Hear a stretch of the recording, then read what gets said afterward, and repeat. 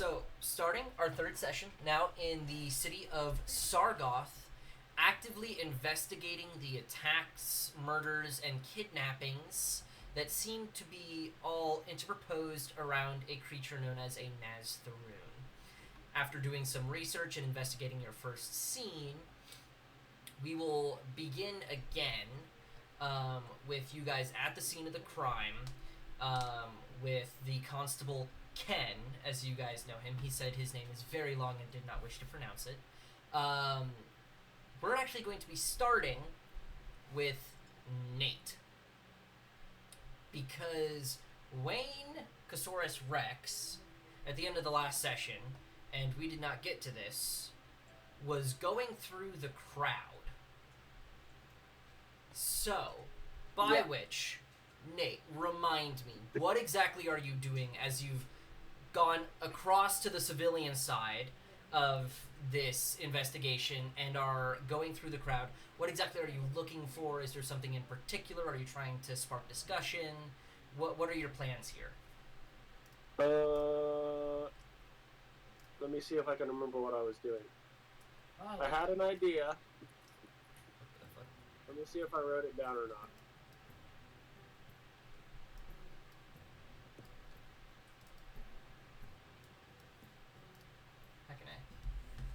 No, my last note was that we were going to start with interrogating. Okay. So. I vaguely remember saying that, but I don't remember why now. There was something in particular I was looking for that had to do with the intel that we had got. Okay. I feel like it had to do with like looking at their clothes and stuff. Okay. But without going back to exactly what I said in the stream or whatever, I couldn't tell you. Okay. Perhaps linking to the fact of bright clothing being at least a common thing for the Rakshasa, which is a cousin of the Naztharoon. Something along those lines. Regardless, I think so. Regardless, I'm going to have you roll a perception check real quick for me, rather than using the one you had last session. Do you want that in the VTT? You can do it in either. It does not matter to me. Alright, you said perception? Yes.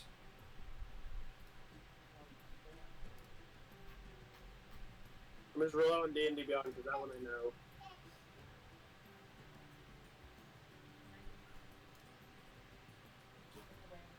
Why did it not pop up?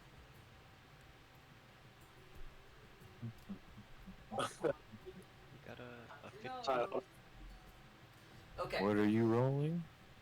A perception. I see a 15, but that was rolled a long. That was rolled 919. Did you whisper it to GM only? No, I literally just rolled it, but it's not popping up, and I can't get my chat to pull up for some reason. Yeah, I do not see it. I have one from last session. D&D Beyond or Forge VGT? D&D Beyond. Here, I'll just roll it over on Forge VGT. Okay. Alright, 14. So a 20 total. Or 20. Dirty 20. Dirty 20. So, as you kind of step out into the crowd, seemingly most coming from either, on their way home from second shift, as it's pushing 10:30 at this point, or denizens from the Black Bahir, the tavern that these people walked from and then were attacked. Looking around, there isn't anyone too special that looks around. There is someone closer to the back, seemingly a dwarvish man, who seems to be twitching in some regard. He's towards the front of the crowd since he's shorter. He can't really see over anybody. He certainly seems very strange. And he's wearing like a gray cloak, but he does have like a pin on it that is like this bright yellow. That seems to have like some kind of snake coiled around a staff. I'll go talk to him. Okay. What do you say as you go up? He almost looks like he's tweaking, like he's on something. I'm just gonna be puffing on my cigar, and then as I approach him, I'm gonna kind of look over my shoulder at the messy alley and just be like, "Damn mess, ain't it?" Yeah, real messy. Who are you? The name's Rex. Wankosaurus Rex.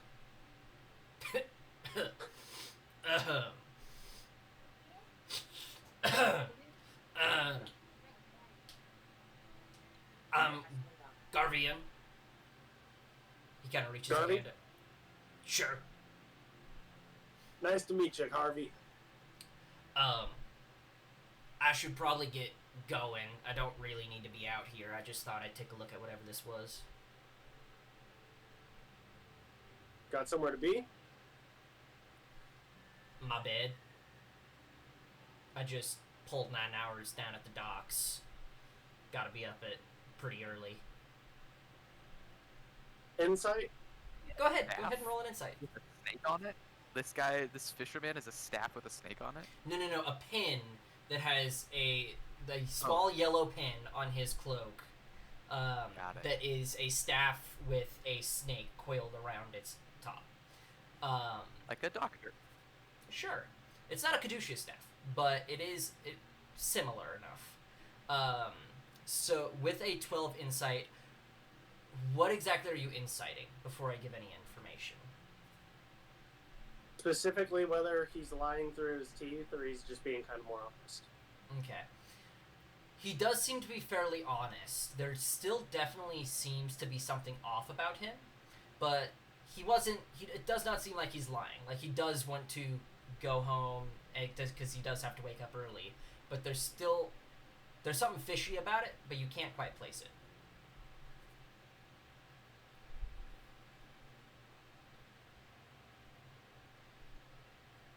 I'll make a comment on his pin that I like his pin.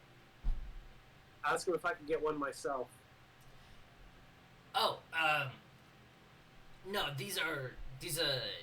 it's effectively the uniform at work. It's a ship. And the pin is for the crew of the ship. Interesting. Yeah. Well, have a good night, sir. Alright, you as well. And he kind of lumbers off. You notice, I'll give you one last thing. His strides seem exceptionally short, even for a dwarf. So as he's walking away, it's just a weird character. Almost Hey like man, he's just holding in a really big shit. It's very possible. He's tweaking, he's scuttling. You know, just a intriguing character of a sorts. As you're doing that out in the crowd, the constable kind of looks over to you guys as you're, perusing around and says, "Are there any last ticket items you would like to look at before we head back to the Bahir and begin our interrogations?" Remind me, last time did we do any magical checks? You did do some.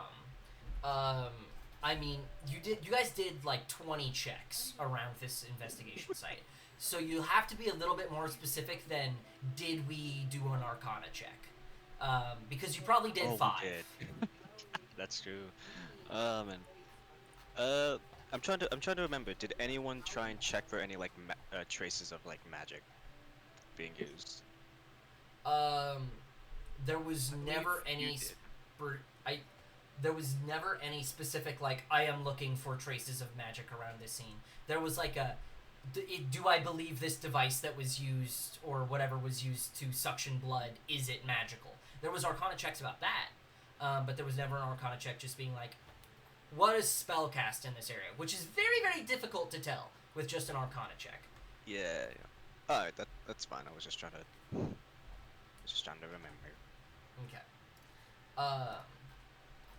So, Wayne, I assume you kind of stay out in the crowd for another minute or so before entering back in, and I'm leaving with the rest of the crew? Yep. Okay. So as Wayne kind of brings back in, the constable kind of looks around and says, well, alright, night's getting late. They're going to want to close down the tavern here momentarily, so we should probably start heading that way. And begins leading you guys back out from the alley down the 4 or 5 blocks to get to the Black Bahir. As you guys pull up to the Black Bahir, it's already closed down for the night. There's a couple other constables and a cobalt guard standing around the area, and they all kind of open things up. This also seems to be some kind of crime scene, or at least they're trying to look into things, but they found nothing. You know, the scene's been active for 3 or so hours, and oh my gosh, what are you guys doing in the chat? Okay, regardless. I haven't checked. So as you guys enter into the Black Bahir, it is a fairly well-kept establishment. You guys would say this is probably, 4.2 star tavern. It's a pretty nice tavern. Some of the chairs were broken from the evening. It seems like there was some kind of brawl at some point.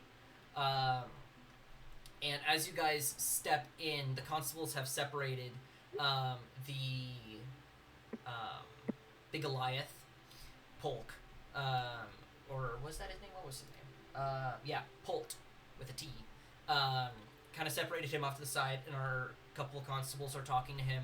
And then off on the other side seem to be a pair of dwarven people, a male and a female, seemingly the bartender and the barmaid. They seem to be comforting each other. You would guess they're in some form of relationship. Which would you guys like to go to first? And are we splitting the group and doing them separately? 6 people talking to them at once might be a little overbearing for this scenario. So discuss amongst yourselves. Rikus, should we go deal with the couple? What was the other option? I'm sorry, I've been back It's- and forth. The Goliath suspect or the dwarven couple? Sure, we'll go deal with the couple. Okay. Let's And do the that. other 3 of you guys want to go talk to the Goliath? Sure. All right. Alright, so as the constable kind of leads you over, he steps a couple steps ahead and puts hands on the back of the 2 constables, and they kind of bid their adieus and they thank him. So as you guys roll up, Polt is about a 8'3", maybe 8'4", Goliath, completely balded head, tattoos all over his scalp and forehead. He's a fairly intimidating figure, but just looking at him in the first place looks pretty simple. Like, pretty stupid. So as you kind of roll up, he kind of nods to you and says, Hadurias, some kind of greeting in his native tongue, and says, you are investigators? Correct. Could you begin by just describing what has happened to you so far tonight? Well, earlier in the evening, I spent some time at another tavern nearby with some friends. Got a little drunk before coming to the Bahir. Continued drinking. About 3 or 4 hours ago, I left to head east towards my home. And along my path there, I heard some form of scuffle, almost like a small pop. I myself am no Cobalt Guardsman, but I am intimidating. At least that is what my friends say. So I wished to go look. No one else was on the street. As I stepped around the corner, I saw a group of people, 3 bodies on the ground, blood all over the place. I almost vomited right then and there. and there was some man, as people are now telling me, likely a creature, not a man, simply clothed, dark, some form of black or dark grey cloak, fluttering behind him, darker boots. He seems to like go into his head for a second and try and remember anything else.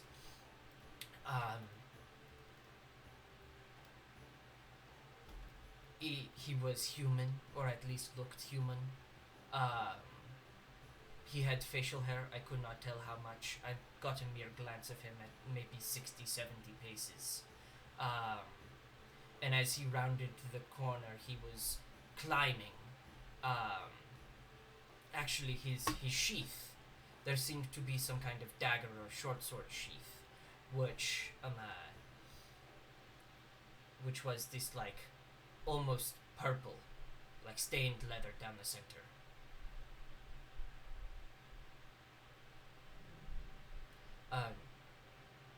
And he climbed, and I did not know what to do, so I ran for the nearest guardsman. I saw one of the men on the ground was a member of the Cobalt Guard, so I ran.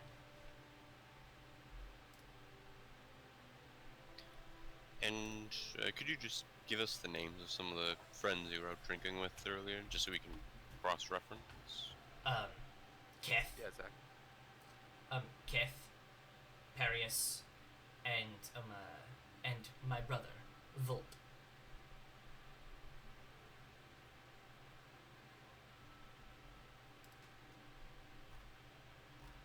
Now there's just... Wait, no, never mind, I was thinking of something else.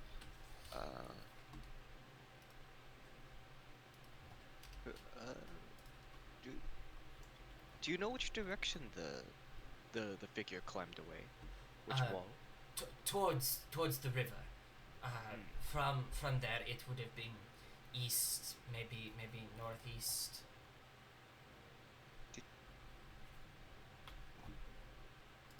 I assume you didn't see him drop anything, did you?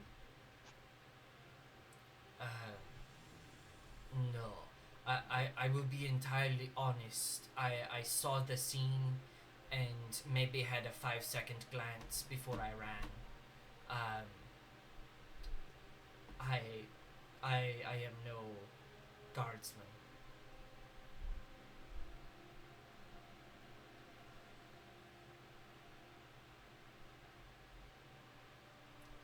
I'm trying to remember who.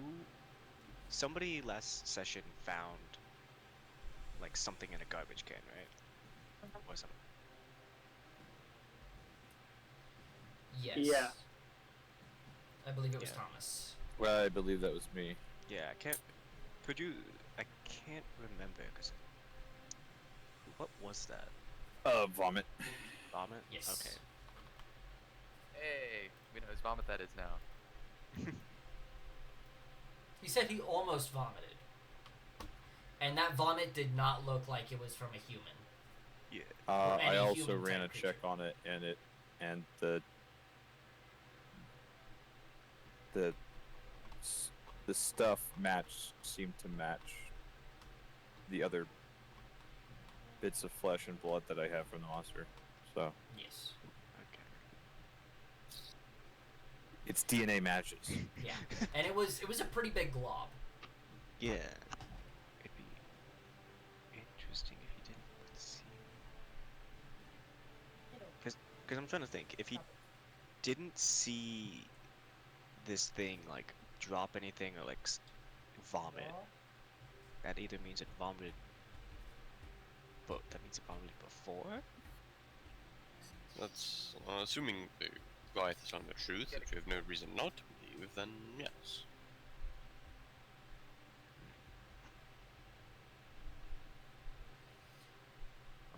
You Alright. didn't get a good look, he said. He was This- almost paralyzed in 5 seconds. Also true. This is true. Alright. Do you guys have any more questions for Polk?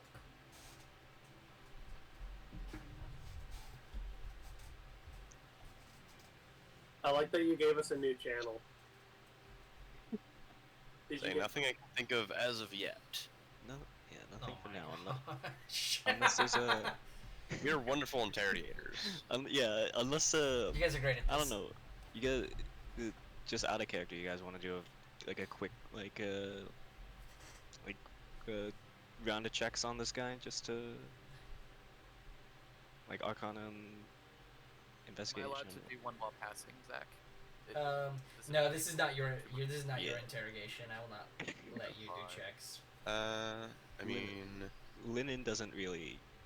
You don't just make Get checks. You've got to say what you're doing. Yeah. The DM will tell you what checks to make. Thomas, stop showing us your notes. I wanted to see if his fake on the dead. What? I wanted to see if he was faking or not. That is hilarious. You never know. You never know. Okay, so out of the group of Lennon, Wayne, and Leo, do you guys have any last questions, any checks you want to make, anything you want to do? I thought I was in the group. no. I mean, I guess you could be if you wanted to. You can be if you wanted to. You haven't interacted with this one. Well, I- I didn't interact because I thought I was in the other group. I was like, all right, I'll let them do their thing, and then I'll ask the questions. To be fair, they did at the beginning. They did say the brothers said, "Do we want to take the couple?" And they were like, "Okay." And I said, "Okay, so for the other three, you guys want to do Polk?" And everyone said yes. So He I did say that. continued. So you must have walked up and then come and joined us instead. Is what must Yeah, have I was happened. gonna say at this point, do you want to participate in Polk or?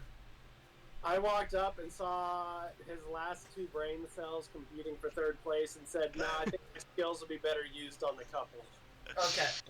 I do have a quick question for you, Zach. Admittedly, this could be my poor note-taking, but I also have a half-orc that we need to interview. That is true. I distinctly remember there was like a half. Who was it? Was it just someone near the scene?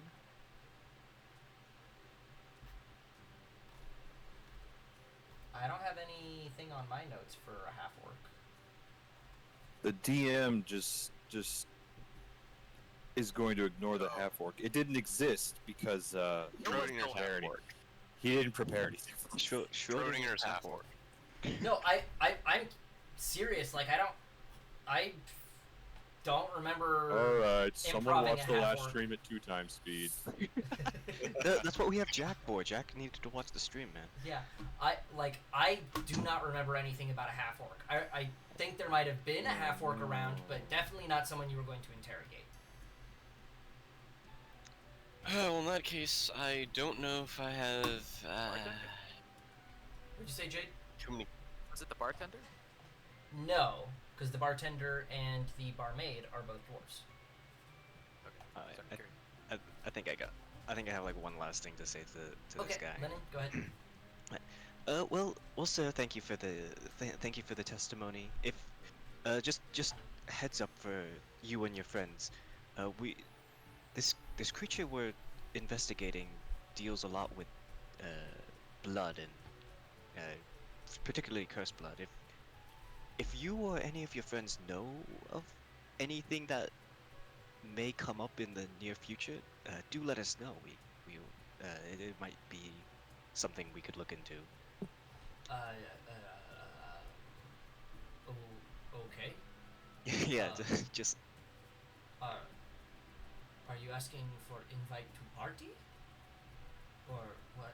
no. It's we just got to the city. We don't know the locals, so assumedly, if you as a worker would have more context and more context than us among the city. So if there's any odd rumors swirling here or there, it- there are plenty of rumors.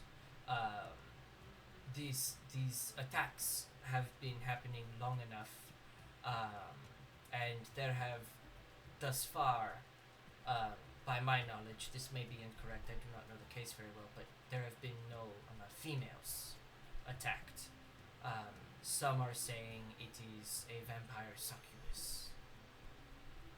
sexist vampire. or a gay vampire. Or some ghost, some old lover of all these men. But that is hearsay. You are the investigators. You would know much better than I. I am no conspiracy theorist, but it certainly is some form of evil attacking these people. Stop. I have to be at work in about 3.5 hours. Do I have your leave?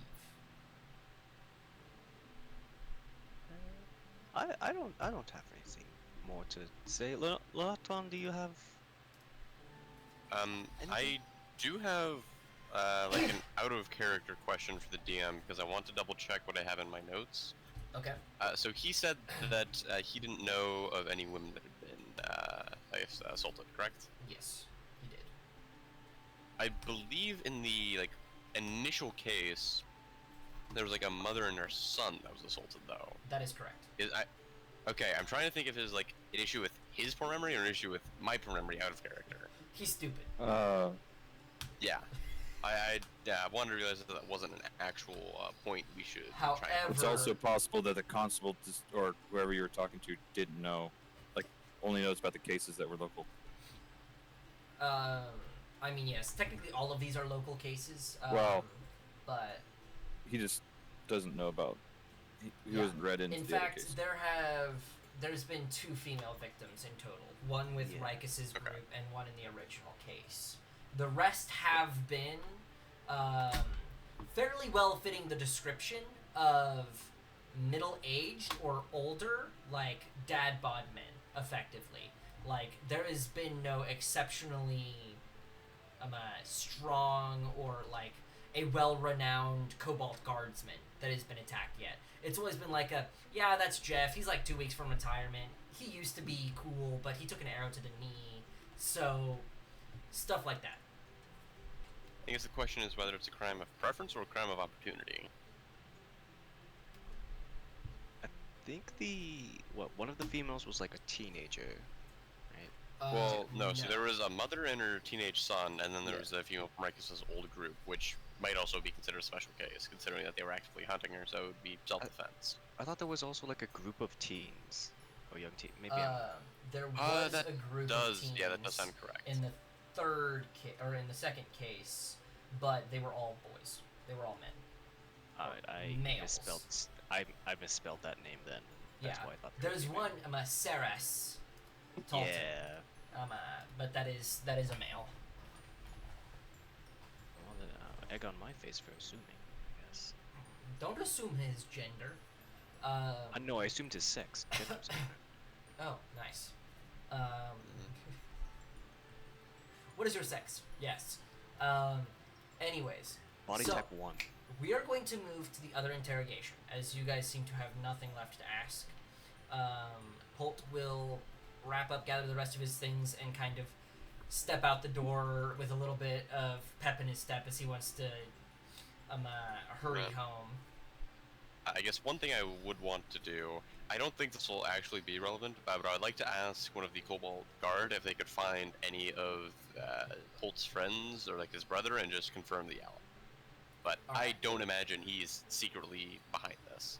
Okay. The Cobalt Guardsman and a constable over to the side, they kind of step up and they take your request, and the constable says, I will certainly try. It's a pretty big city, however, I think they all work together too. We can try and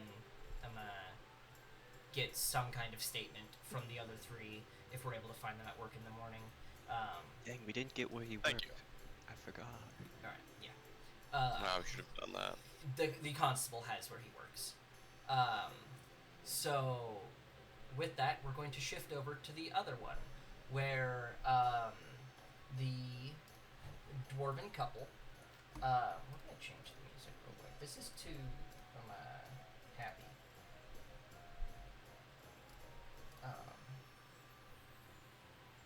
Un momento.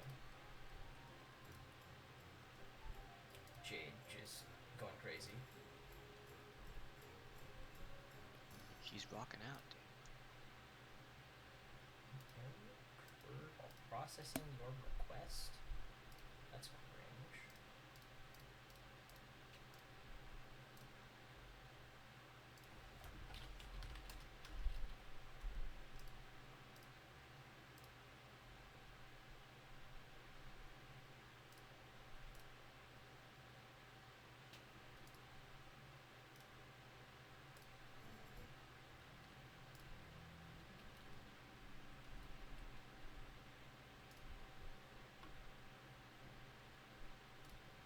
Okay. So as we kind of shift over to the other two, you guys step up. They're Yeah, as we're walking over, I'm going to pull out my very simple wooden pipe and put some pipe tobacco in it and light it. okay. But that's just flavor text. All right. I'll look over at you and say, "You have one for me?"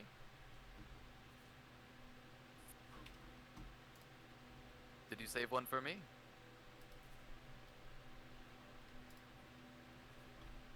6 years and you still haven't found your pipe?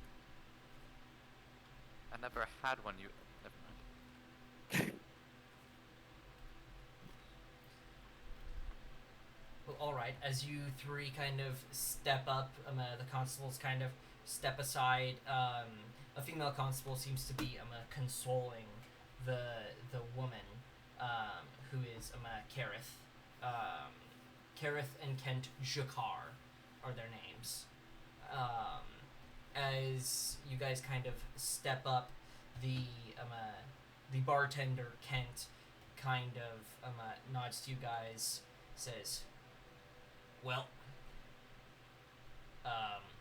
night's late. If we could take care of this with some form of haste."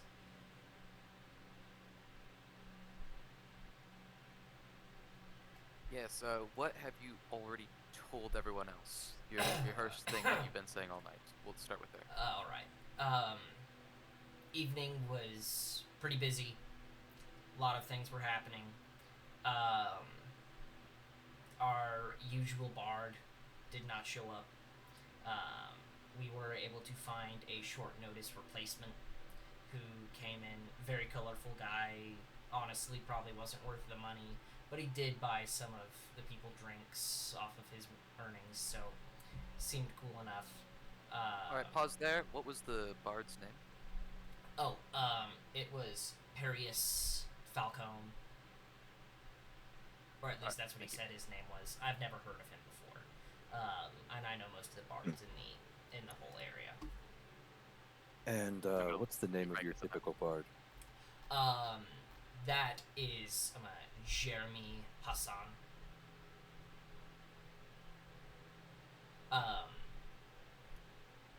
Yeah. They're both half-elf men. There's a variety of them around the area.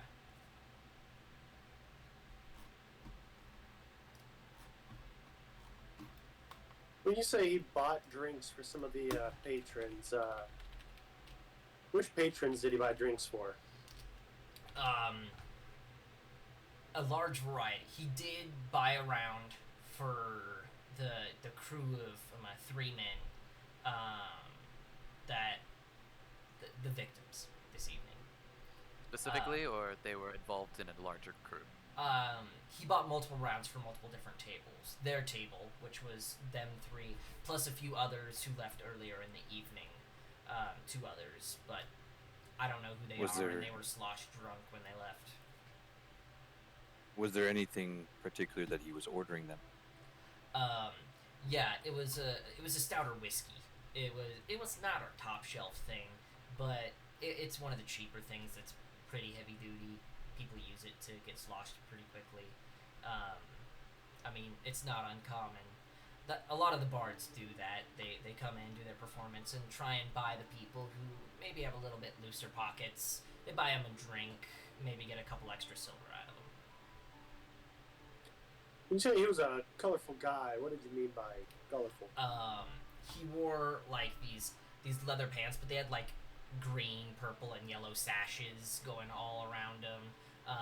his jacket was almost like a suit jacket with the 2 buttons. Looked fairly expensive, but also had like weird colorful patches all over it. He had a big old nose ring with these almost like red sapphire looking things on the end and earrings. Very, very colorful figure. You mentioned that you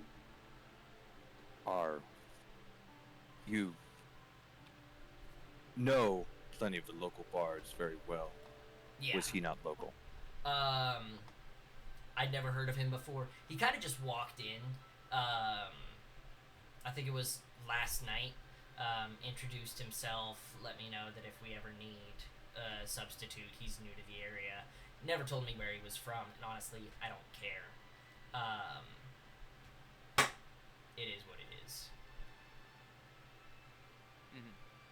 Sorry, I did not mean to interrupt you. You can go on. There's more to the evening, I'm sure. Yeah. Performance was alright from the bard. Things seemed to be going well. Tips were coming in. Lots of people were buying food. Me and my wife, we run the front of the house. We have a couple people that are our cooks and run the back of the house, but the only place they ever go is in the back alley to maybe have a couple puffs of something. They never come up front, so they wouldn't have seen any of the social activities. So yeah, the group was getting kind of rowdy. He kind of pauses for a minute and says, I'm not trying to be insensitive, but I don't know what else to call this. The victim's gotten a little bit of a bout with another table. Another crew of dock workers, something. I don't know if they're on rivaling ships or don't like each other. I don't know. They got into some kind of argument over a card game, and they broke a couple chairs. We had to call in some of the Cobalt Guard. Did you happen to see the dock workers' pins? Their pins? Yes. He kind of thinks Is for a that second. only for the ship? And his Shipwrights, his or wife does it work for says, us as well? his wife says,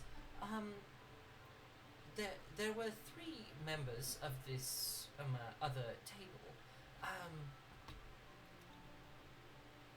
They were certainly colorful pins. I can't remember exactly what they were, but I'm pretty sure. Well, at least one of them had a yellow pin. The other 2, I believe, had green pins. The design you do not know. I honestly couldn't tell you. That's not something I pay much attention to. That's no problem.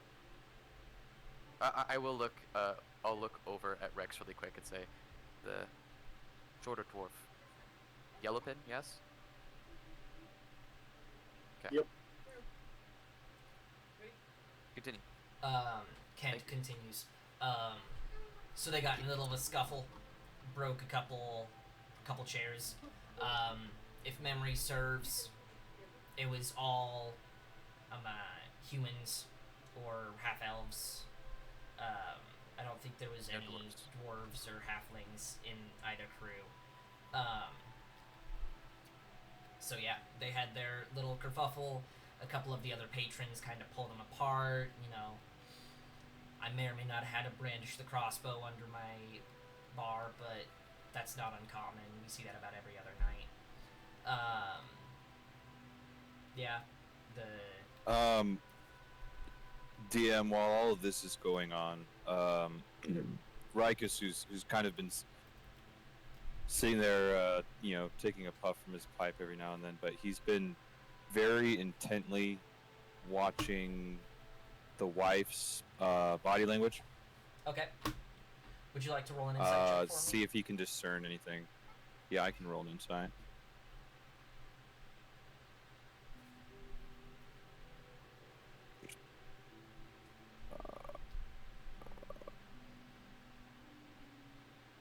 There it is.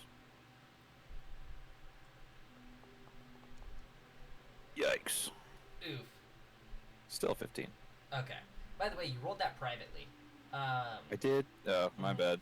No problem. I'll trust you. I know your Let modifier me, anyway. yeah, No, I know your modifier. We're good. Yeah, I rolled an 8. Yeah, I saw the Plus number seven, on the yeah. die, and I know your modifier, so it's alright. She seems a little disturbed.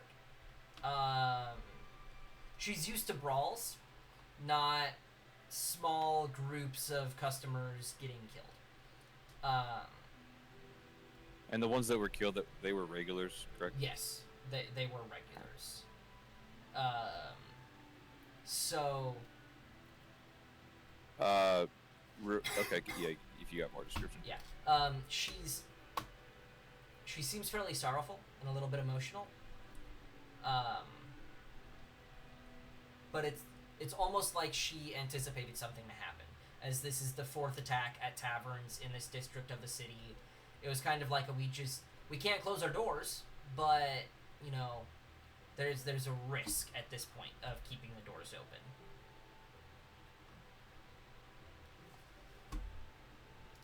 I'm sorry, I was probably taking care of James or something, or was not. We're talking to Claire. Did we get both of their names? Yes, Yes. it was So I'm Gareth so and- sorry. Kareth and Kent. Kareth being the female, Kent being the male.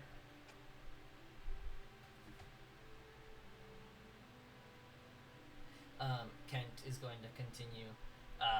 So after the Cobalt Guardsman arrived, since you seem to be interested in the Bard, his 2 hours was already up, and he had already left the building.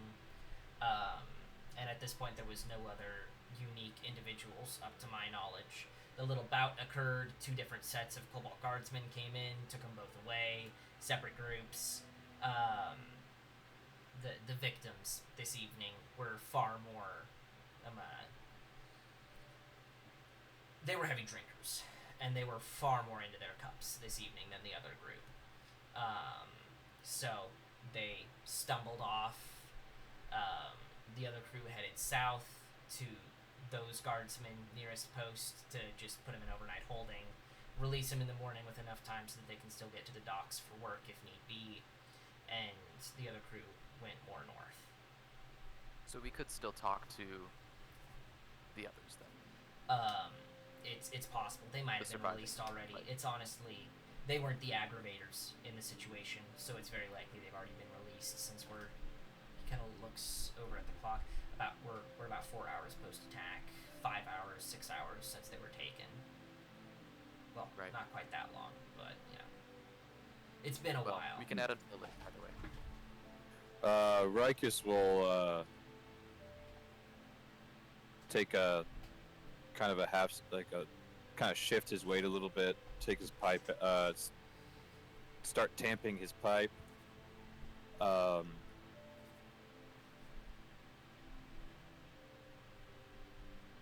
It's like, Miss Kareth, you seem a bit shaken. How are you feeling about all this? I can't necessarily say that I feel great. We haven't had a patron die in about a decade. And these were men that we saw at least twice a week. I did not know them personally by any means, but I do know that 2 of them had wives. I have no clue where they lived, but it's shocking. It's going to take some time before I get used to, well, them not being here. And how they were killed is, I did not see the scene, but the constables have told me what it looked like, and it's barbaric. It does not feel right. None of it is right, and that is why we're here. Now, ma'am, is there anything you have to add that your husband has not already mentioned? Anything that is on your mind about the whole situation, anything that you saw? She's going to take a few moments. She's going to say, there was a man, taller man, very, very bright eyes. I would pick him to have some kind of celestial blood, so an Aasimar of some form.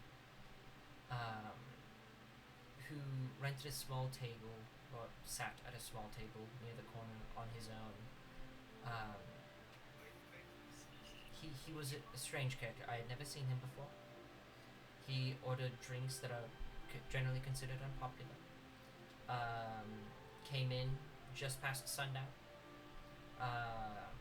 and left a few minutes before the altercation broke out, if memory serves.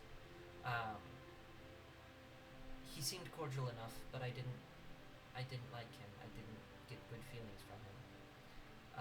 I doubt he has anything to do with this case.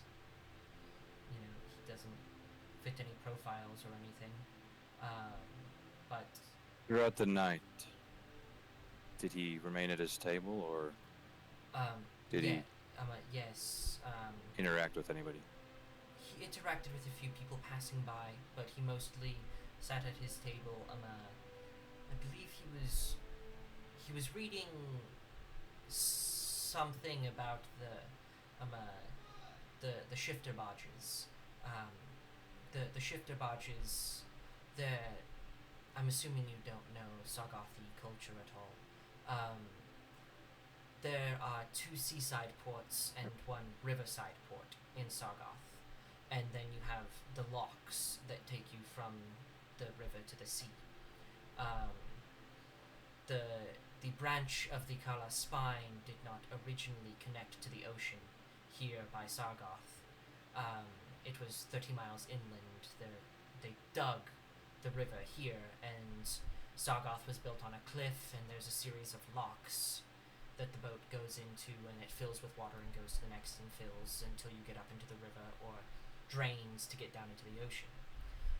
The shifter barges are small but very important barges that merely spend all of their time going into and out of the locks, taking materials from the riverside to the seaside port, as some of the larger vessels that are used for shipments cannot enter the lock.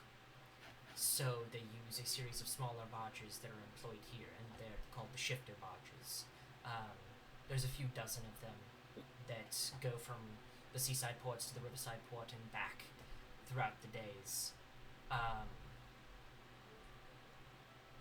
Did he have his equipment with him, or any any No, weapons at his hip? there was.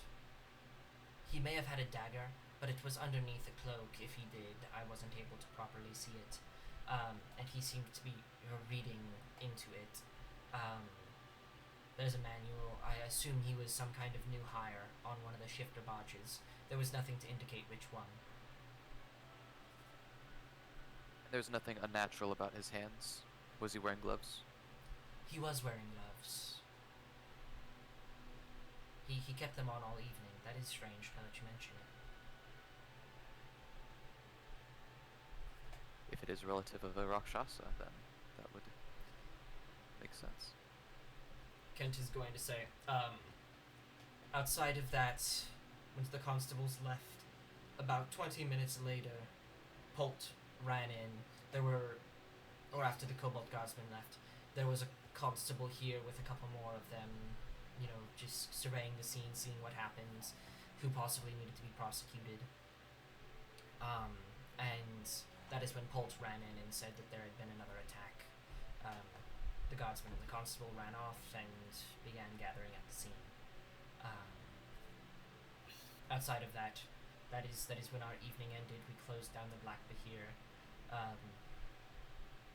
Remind me again. About how much time was there between your bard departing and the incident? Probably about an hour and a half, 2 hours. And what of that between the tall figure and same incident? Well, secure. He left shortly before the bard did. The bard came in probably sometime around 6:30 or so, stayed till about 8:30, and I don't know who left or came first, but they entered and left at about the same time. Actually, no, that timeline's all wrong. His wife speaks up. The bard came in at about that time, anticipated. The darker fellow. Why are you speaking for me? I'm the one who saw him. The darker fellow came in earlier in the evening. Maybe he thinks I'm speaking of someone else. But he came in from about 5 to 7 or so. If you're conspiratorially thinking that they're the same person, they were here at the same time. They did cross over for about 30 minutes to an hour.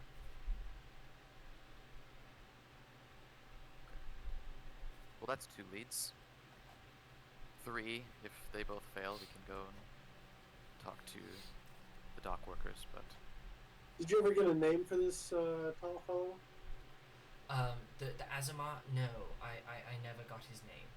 He was sitting alone, so it was pretty easy to figure out which person had ordered the food. I am curious. You said he ordered some odd drinks. What were those drinks? If you can recall. There was a few elven wines, which are very unpopular down here in Sargoth, that he purchased. There was, I believe it was some form of bourbon, and I believe he capped the night off with some kind of gin. He Zach, points as to of the now, table. He would. Thank you. Go as ahead. of now, I have a proficiency with cook's supplies, and I've been, and we've discussed this. I've been doing a lot of cooking recently. Might end soon, but due to that, do I have a general idea of the ingredients in all of these drinks? General, yeah. I mean, you're not an alcoholic, so it's not like you know this very well, but you have proficiency enough that you have the base idea. Would I be able to make any sort of insight or investigation check on would these drinks align with someone not only would they align with someone who is celestial or fey fiend or undead?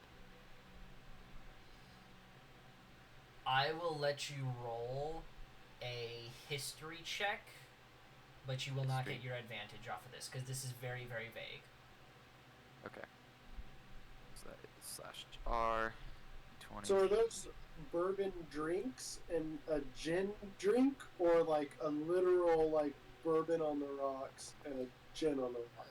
On the rocks. Like, just straight the drink itself. Nothing special. Okay, so a 10. I have not rolled above a 10 on the die for my last, it's okay. 5 rolls. That's fine. You can roll badly I know. here and there. I know. You have absolutely no relation.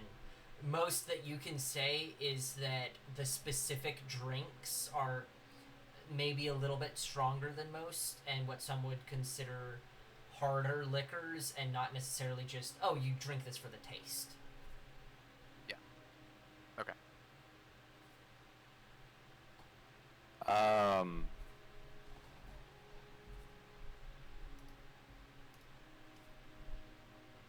Rikus speaks back up.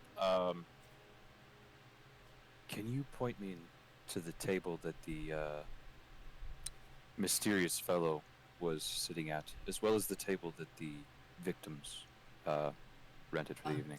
Yes, Kareth is going to point out the table with broken chairs around it, that pieces still haven't been fully picked up, as the table that the group was drinking at, and then the two-seater table along the wall that the mysterious Aasimar was sitting at.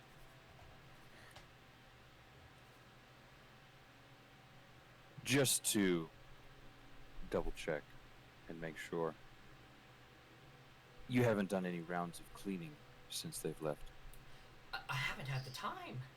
I honestly really want to kick everyone out so we can start, but I can't interfere with an investigation. So if you could be swift, that would be much appreciated. I'm not trying to hide anything, I just want to clean the shop so I can go to sleep. There's nothing for you two to hide, do not worry. and Rikus is going to go over while the Sakir and Wayne are still interacting with them. He's going to go over and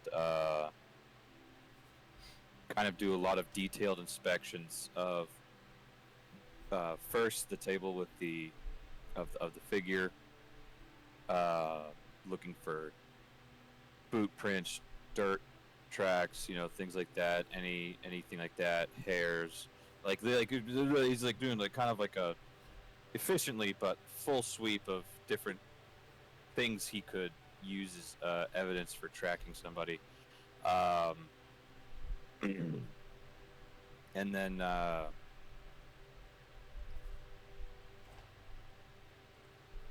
over at the other table of the victims, he's going to do a similar fashion, but he's also, obviously also trying to pay attention to things like if there was any droplets of blood from the brawl that broke out, as well as just overall your general like Investigation check. investigative work. Sprinkling some dust, like I have, grab like some like chalk dust and like I'm looking for boot prints and other prints, and all I'm doing the work, but Okay. it's like So it's real like I quick- do it like the back of my hand because I'm just real quick, Rikus. Sakir, Wayne, do you guys have any other questions or anything else you want to do? No. I want to see if they're Fae Fiend or undead. So Oh, while Rikus is doing the CSI sweep, we could compare notes, in character at least. I was gonna say, yeah, if Lennon and Leopold want to gather with the other two as Rikus is doing his sweep, compare notes, see what's going on there. Oh, I forgot. One more thing. He is going to do just a very quick sweep of like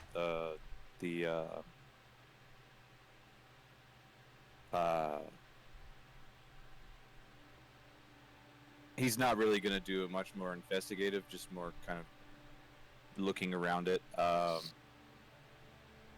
the stage for the bard. But and I will mention, like, this is like second nature stuff for Rikus. This is like the 10,000th time he's done something like this, so he's rather efficient with his time. Yeah. And afterwards he cleans up. So yeah, I saw your roll. That was secure. Yes, that was secure. So Okay. Rikus, And can you want me to for me? roll investigation? Yes. And then if I can briefly ask a quick question, Zach. Okay. When we're doing like Fuck split yeah. interrogations like this, or just I guess other scenes where questions might want to be asked and not the entire party is there, would you I'm like us assuming to you guys- I guess like metagame questions of like So I'm I assuming think that should in be this a good case, question to ask when I'm not there. you guys, well, if you're not there, then you're not going to be asking the questions. I would assume but that afterwards. bring it up like out of character so they could ask it in character. I'm okay with you being That's like too maybe, meta.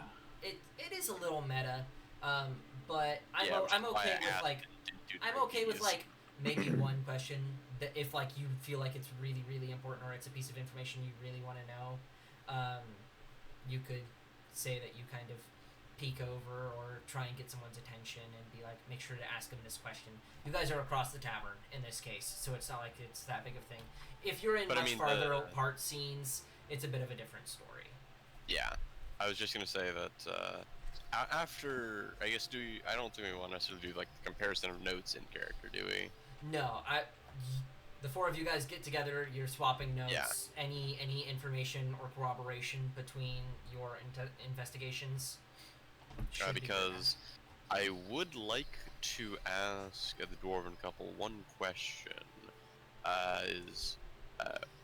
So they said that they didn't know what happened to their old bard. Is there any place that we could, like, I don't know, any popular hangout spots for the bards around town to see if we can figure out what happened to him, or if we can, potentially, I guess, get in with the barding community of the city and try and figure out if we can find where this new bard came from. Oh, to double on that, Rikus, I had forgotten to ask it earlier, but after his sweep, Rikus was going to ask, he's like,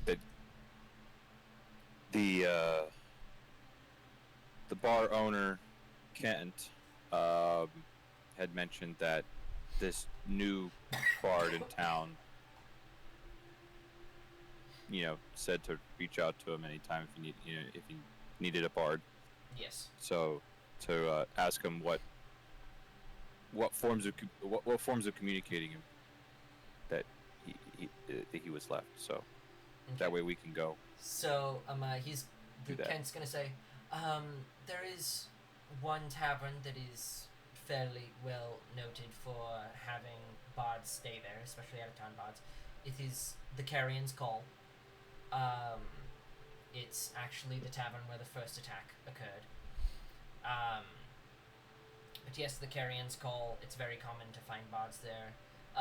In terms of ways to reach out to him, there's a few posting boards around town that he said he walks through and checks them every hour of in between like 6 and midnight. And there's one just a block down the road, which when my bard didn't show up, I posted it, and it was 40 minutes later than the bard should have been here, but he came around. And quick question, what time is it in character? In character, it is about 11:15 at this point. The attack occurred about just under 3 hours ago. Okay. Actually, The clock is wrong. also wanted to ask the bartenders, for the robed man they were talking about, any weapon on him? Notice. I already The- asked him. Oh, That did was you? already Yeah. asked. It was said Yeah, that He didn't have any equipment with him besides possibly a dagger underneath his cloak, but they couldn't. The wife At that. couldn't. tell. I missed guess that one. another question I just thought of. Do they remember the color of the cloak, or anything about his boots? the cloak was like a navy blue, and he seemed to have normal boots on. Anyway, Color was his hair. Bright pink. No. Oh my God. That's That's our guy.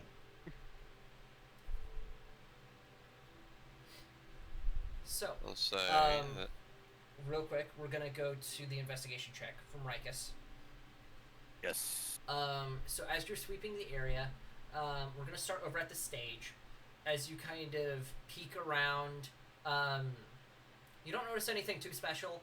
You seem to note that this particular tavern has some of their own instruments. That way a bard doesn't have to bring every instrument, or if he doesn't have certain instruments, he can still use them if he's capable of using them.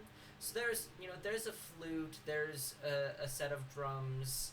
I put cyanide on all the mouthpieces. Here, go. Do you actually? I'm not letting you answer that question. You're not. Where did we even get the cyanide? Apples. So Rikus knows where to get it. Each bit. as you're peering around, what did you roll? A 21. Yes. So you don't find anything too ridiculous. However, well, at least on the front side of the stage. So as you're kind of peering around, there is a side entrance behind the stage. And as you kind of step over, you're looking around. Some of these instruments look like they were used by the bard this evening. So probably a fairly skilled musician in some regard. And you just kind of peek out into the alley real quick. And as you do, there's a trash can that right across the alley. You kind of just go up, and as you open it up, you find a small, like, crumpled up sphere of like this purple sludge, very similar to the stuff you found in the trash can by the crime scene. I am going to collect that, vial it up, and I will do my checks on if it matches the monster's profile. But if you want to first describe if there was anything particular found at the scenes of the Table. mysterious man's table and the. So, as you step over to the table, you're kind of sweeping around. All the dishes and stuff have been taken, so they've already been taken and cleaned, so there's no real evidence to be gathered from those. However, as you step over, the table is fairly small, and there's like a small distributor of like cloths to clean it, similar to like a napkin dispenser. And as you're peering around, you notice there's like a spill on the ground that hasn't been cleaned up. Looks like it was probably some wine that was spilled. That as you look down at it, you try and sniff it, see if you can figure out which drink it was. I would like you to roll me another investigation check, just real quick. Just another flat investigation check.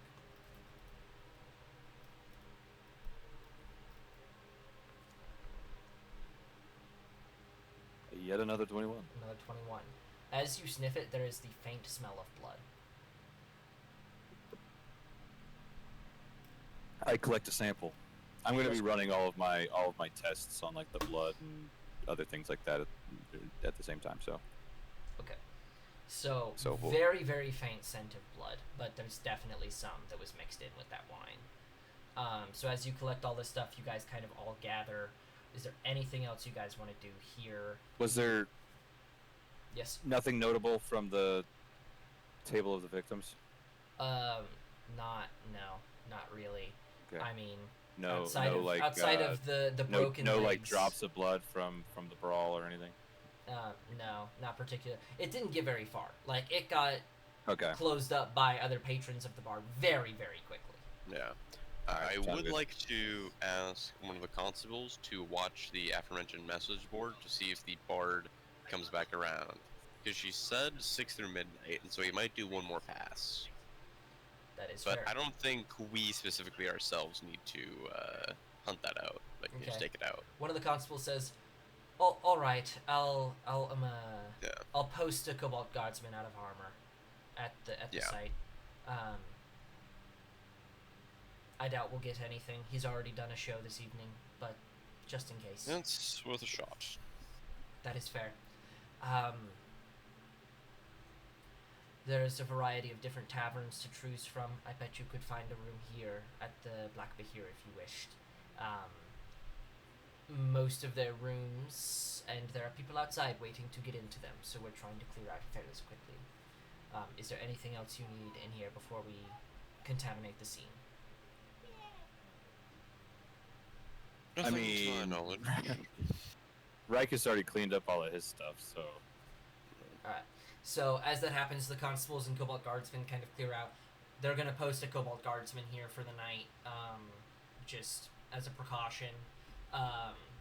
Maybe a half dozen random people kind of step in and kind of go upstairs with keys in hand to get into their rooms. Are you guys wanting to get a room here or find another tavern or inn? I was thinking we should go to the Carrion's Call. Because we might want to try and see if the bard's over there.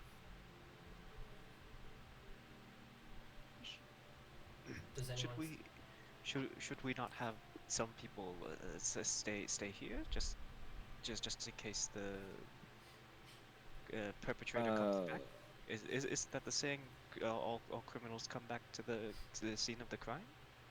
I mean, the Black Bahir isn't really the scene of the crime. That'd be the alleyway. And we haven't seen any indication that the perpetrators tried to hunt at the same location twice. The constable... and given the fact that whatever device he was using to extract all this blood seems to have blown up on him, so I'm sure he wouldn't be anywhere nearby.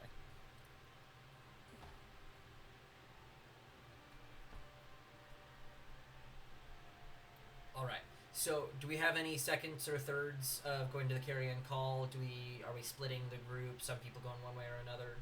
What does everyone feel? What's at the carrying call? I'm sorry. Oh, that's where all the that bards is where that's where all the bards stay. Okay. Before I go over there,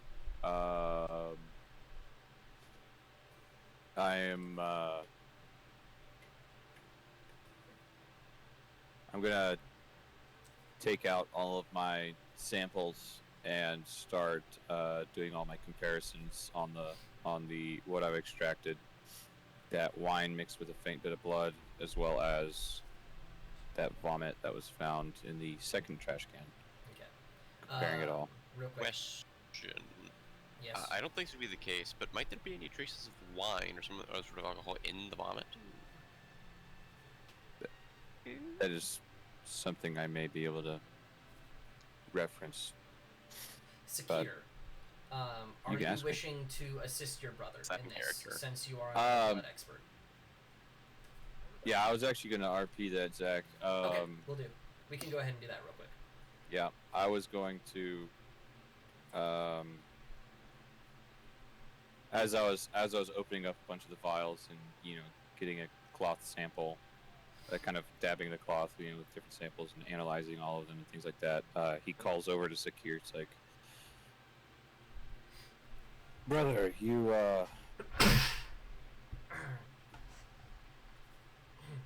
I may need a second set of eyes on these. Someone else who has a keen understanding of blood. I do have that, more than you know. Sure. What am I looking for? He begins to describe all of the different samples he's collected so far, and the 2 samples that he found in the tavern. And begins running tests on different pieces of the samples. So. Yeah. I would like to mention that as I see this comparison is going on, Leopold is going to walk over to watch, but he's not particularly going to comment on anything yet.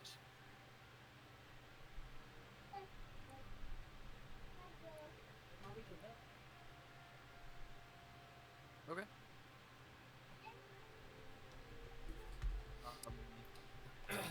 We roll with advantage? I will let you guys roll with advantage, yes. Poggers. Investigation. And advantage. Oh, it was so trash. Hey, I got good. You're trash, kid. See, that's why I called my brother over for a second set of eyes. I've looked at these samples so many times tonight. Okay. So, I'm putting this together. You guys, as a duo, determine that the goop samples are the same. You don't find any trace of alcohol in them. You guess that this is not vomit. You don't know what this is, but this is not some form of normal excrement of any form. Big Pog, thank you, Ethan. We call it the Ethan Delivery Service. For the blood, however. The blood that was found in the wine? The blood that was found in the wine. Sakir, you specifically take a sniff and do a quick taste, just a tiny, tiny taste.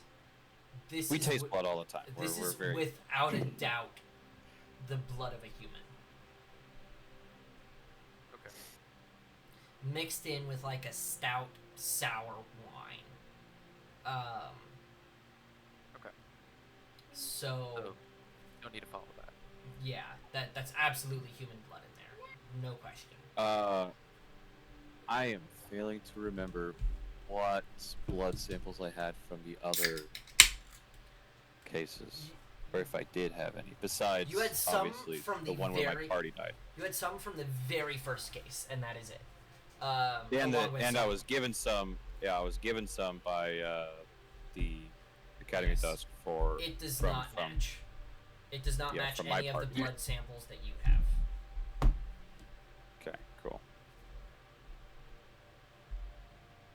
Wait,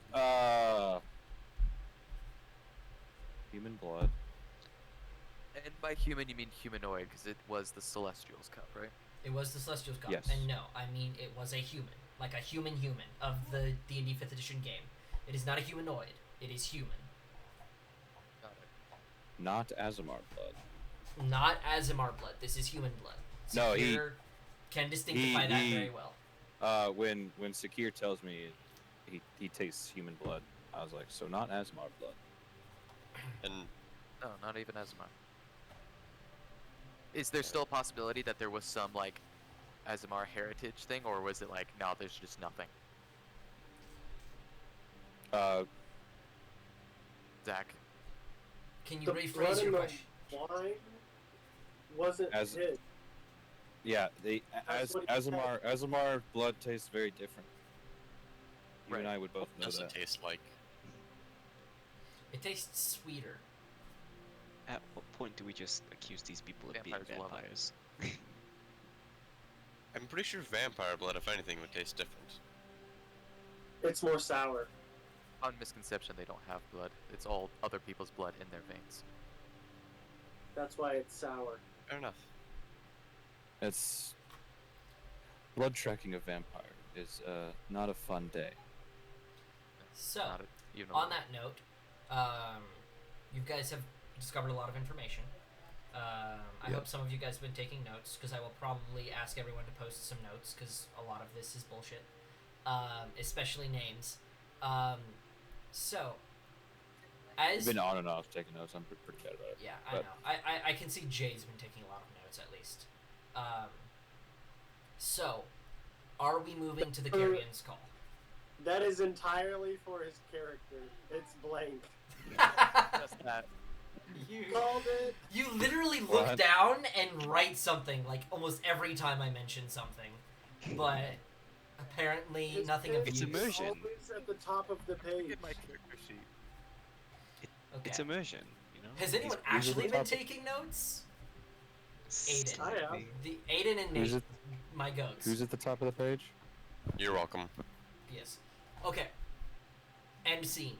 Are we wanting to move to the Carrion's Call as a full group? Are we wanting to split the party? What's going on? I think splitting the party sounds like a terrible decision. Let's split up and look for clues, gang. All right, gang. Split. No, we're gonna head towards the Carrion's Call because that's the next destination where we had a lead. However, while we're still wanting to question that one bard that was mentioned, Finish your thought. Rikus is more concerned about that hooded fellow at the moment, but Okay. we don't Now- have any leads of where that guy would have gone. Can I just say something real quick? Just because funny shenanigans before I move to Carrion's Call. Out of the Scooby Gang, who is who? Like, who is the Shaggy of the Scooby Gang? Hold on. I have this entirely labbed out. My character would be Daphne, because Daphne is canonically the richest of the Scooby Gang, and so is Absolutely. Leo. Right. Lynn would be very obviously Velma, because he is the smart one. We have Rikus and Sakir would be Shaggy and Scooby, respectively. You're right. Yeah. And then Oh, yeah, Daphne- because That I means do Wayne's though. fucking I friend! turn into animals. he does turn into animals. He's Scooby Doo. Ah! No! And that means Wayne is friend. And I'm a mutagen so I'm a mutagenist, which is just Drugs. the drugs Yeah. and the Scooby snacks. Come on. This Scooby- actually the works Scooby snacks so is our well. blood. It works. Why The does Scooby this work? snacks is the blood. Come on, Right. Secure, you want So a we have Scooby to do snack? the constant split of Sakir and Rikus go off on their own, while fucking Fred goes off with the two girls.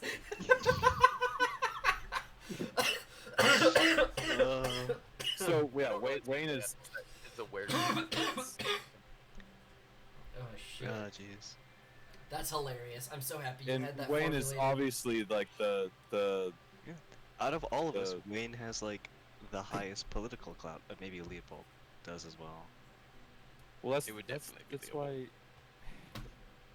It's definitely. Actually, wait, no, I forgot that Rikus was an actual Fed. It would probably be a Rikus, but Leap will be second. Yeah. No, Wayne is Fred. Like, it's hands down. Wayne is Fred. He's- So, Yeah. He- as we move to the Carrion's Call, shenanigans finished. He is a sick Um, man. They were very funny. So, Mischief managed. mischief managed. So, as you guys walk throughout the town, it is maybe a 4 or 5 minute walk. It is still in the Avalis Errand, which is the sector of the city that contains most of the taverns. So it's not a very long walk. And as you pull up, the party is a-raging. You guys hear, there's probably like 5 or 6 people just absolutely banging out on some instruments. It is popping off in the Carrion's Call right now. So as you guys step in, it is very, and I mean very wild still. It's completely packed full. So as you guys step in and kind of like have to dodge a couple people walking by, what are you guys looking for? What are you specifically trying to do here? I'll make one comment that I'm glad you said people were absolutely banging out, not absolutely banging. Look, there's probably some of that. You hear squeaking from the rafters, okay? So Yeah. probably upstairs you got something going on. There's a brothel on the other side. It's in the back house, obviously. Well, I brothel is feel on like the we fourth should floor. all be on our lookout for this mysteriously vibrantly dressed bard. I guess the real question is who wants to go on the floor versus who wants to ask about the front desk. Rikus is going to head towards the housekeeping front desk. Okay, so you're gonna Or head to the wherever it front is. desk. Is anybody gonna go with Rikus? I will. No, I'll let Shag and Tubi do this stuff on their own then. Okay. And so the rest of you three, what are you guys moving towards? I'm just going to kind of wander through the bar floor and see if I can find somebody that matched the description of the bard. Go ahead and roll me a perception check. And I would say Shaggy and Scoob don't, but any of the other three, you guys can give me a perception check in this case. I Is need it- to learn how to do the max. Wait, we'll hold that up. 15 plus. You said perception? Yes. Jade, don't point that at Whoa, your that was nuts. a nice bounce for you. That was a sexy bounce. Hey. Hey, give me that upgrade. So many 30-20. Okay, so dirty 20, 18, dirty 20. So all three of you get a pretty solid look at the whole of this place. As you're peering around, there's a lot of bards. Like, there's only 5 on stage right now, none of whom fit the description of what you're looking for. We're not on Feet Finders, Thomas. Heckin'. Yo, people have to pay for that, man. You Yeah, just come give on. them for free. I post these publicly, okay? Not on Patreon, alright? Show the face, not Yeah. the feet. Make sure to like and subscribe, by the way. Alright, I'm Hit just that notification bell. filling my cup. Zach, no one watches this shit. So, as you guys are peering around, the stage, the people on there do not look at all familiar, and no one on the ground floor fits the description either. However, there is a lot of bards here. There's probably 20 to 30 bards sitting in the building. Some of them are kind of jamming out on the side. There seems to be a pretty big table that's rolling dice and gambling off to the side. There's probably 60 or so people in here total. So like half of the building is just bards or entertainers.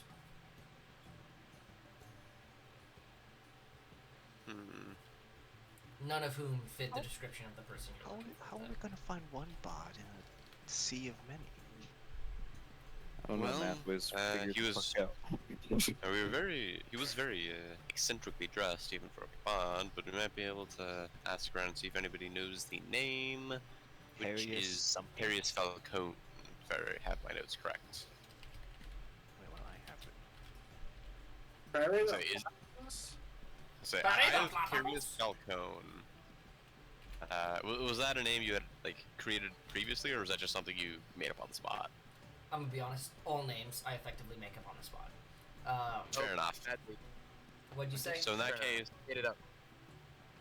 yeah, in that case, I would seeing as we can't find him by visuals, I would like to see if, just asking around, anybody's heard of a Harrius Falcom that may have came in like tonight or it came in recently. Okay. So, Which- as you kind of go about and ask a couple people, is there a table that or a group of people specifically you look for to ask this question, or do you just kind of go to the nearest table? I guess what tables are there? Because you mentioned there was like a table jamming out. You mentioned there was like a table gambling. Were there any other, I guess, special tables? You'd say there's one table closer by where a singular bard seems to be playing some form of stringed instrument. You've never seen it before. Probably of his own design. And as he's playing it, he seems to be telling a story along with it. Something about dragon, something, Githyanki, something, they all died kind of song. It's some kind of ballad. That's probably the only other table of specific note. Well, I can't interrupt a good ballad. I don't fancy gambling for the information, and I don't know if I could get anything about the people jamming out. So I will simply go around and ask tables at random. Okay. I'm gonna say go ahead and roll me. Let's just say roll me a persuasion. We're not gonna call it flat charisma, but we'll call it a persuasion. Is that everyone in the No, trio? just him. Alright. Unless you want to join him doing this, going to other persuasion tables. Hey, dirty 20. Dirty 20, a I lot of swear, those. that's like the 5th or 6th we've rolled tonight. Yeah, a lot of dirty 20s. Y'all are dirty, dirty men. Dirty. Jade disapproved of this message. So, as you're kind of peering around, you go to one table and they don't seem to know anything. The second table that you come to, filled with bards, they're drinking, they're laughing, they're shoving bread into their mouths, having a great time. One of them kind of turns and says, you want Harrieth? Harrieth. Yeah, Falcom. Yeah, I know him. I had a talk with him last night. He didn't tell me where he was staying. I assumed he was staying here. You might want to check with the books if you're looking for him. Cool guy. Really, really knows his instruments. I think he could play every single one in the tavern. Could really drink too. Man hit down 5 of the oil busters and nothing. Regardless, I'm a little drunk right now, but yeah, I had a great conversation with him. He did stick around very long, maybe 10-15 minutes. And just out of character question, the dwarves earlier said that he was human, correct? Yes, Half elf. Okay. half elf. Or was I he? apologize. Half elf? It was half elf.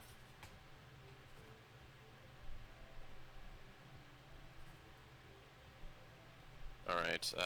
And then I believe that's all I wish to do on the floor. I'd probably go and try and find Rikus and Secure at the front desk to see if Okay. they've found anything. So, Reich is secure. We're gonna start with you guys, then we're gonna pop over to the other two, see what they want to do on the floor.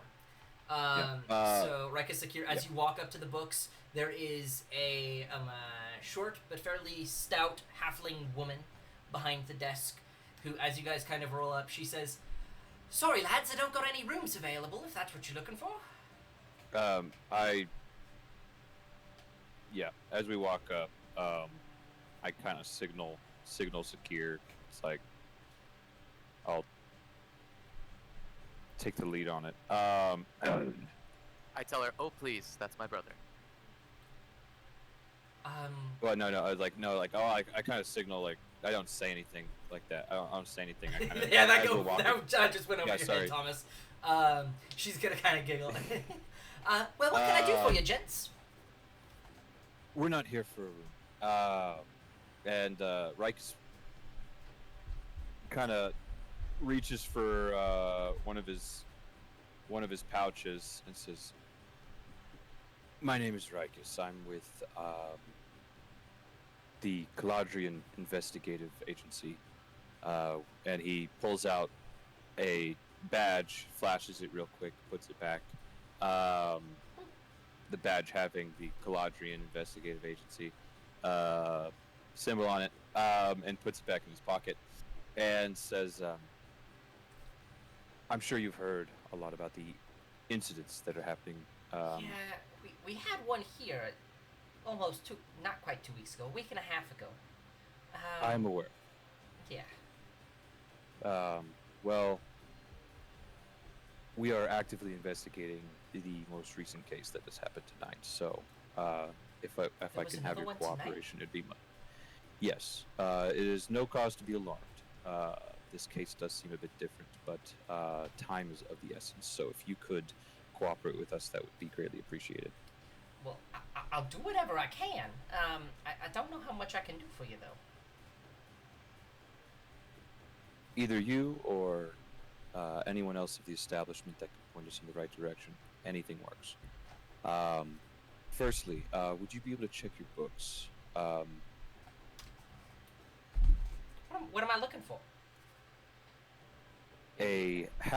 Sorry, you go Harrius ahead. Falcom. He's a half-elf.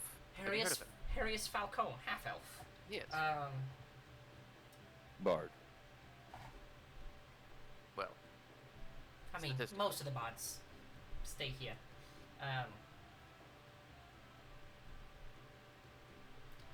I don't have a Harrius Falcom. Not in the last week, at least.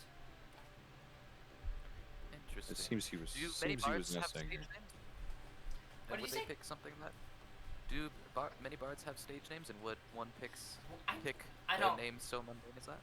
I don't let bards use their stage names for signing in. They gotta use their legally given name. So if Harrius is his real name, then he would be signed down as Harrius. I'm sorry, I gotta tell you, he ain't here. Or at least he isn't staying here. Now, just because he's a bard at night doesn't mean he doesn't work the docks during the day. A lot of the dock workers sleep in ships, or at least some of them do. You know what? What about Jeremy? Jeremy was the bard that usually works the bar that night. Oh, Jeremy, don't remember his last name. Jeremy Hassan. Either. Jeremy Hassan. Yeah, he does stay here sometimes. He's not staying here tonight. He flips 1 week here and 1 week across the road. What's the tavern called? The Delirious Draymond or something like that. It's a block down the road to the west. It should be just as bright as we are tonight. It might be a dead And end. Jeremy is not staying here this week. He is not. No. However, it's Mattis. It's the last of the week. He should be showing up tomorrow night to stay here. Like I said, he Shouldn't flips wait that long. 1 week going back and forth. If you're looking for him, like I said, you could go over to the Delirious Drayland. You could probably Bards stay there? not many, but he does. Well, thank you for. What's your name? May I ask? My name is Harris. Nice to meet you, Harris. Thank you for cooperating. All right, will do. Is there anything I could get you boys? We love serving our country officers and such. We could get you a free round of drinks if you want. That would be greatly wouldn't mind. appreciated. All right, I'll have a man find you. How many is there in your crew? I only see you two. As that's happening, sure. Leopold kind of steps up behind you guys. Well, 3. You said 5. All right. We'll send 5 of a mid-class ale out to find you, Rikus. We appreciate you guys being here. This is getting bad. I agree. Hopefully, we'll be able to solve this matter swiftly, and I'm sure you and all the other taverns will be the first to hear about it if we do. Thank you. Some people are talking about trying to close down the Avalis errand. As much as that may be the safer route, it would cause a lot of issues, depending on how long it takes. So if that does happen, I'm begging you, find this guy quick. Rikus nods to her and says, as he begins to turn around, he stops and says, turn around to Leopold. He stops and says, one more question, ma'am. Yeah. Have you happened to see another figure come in? I do not have a name for him. However, he is a tall Aasimar fellow with very bright eyes. Was seen wearing a blue cloak. I know.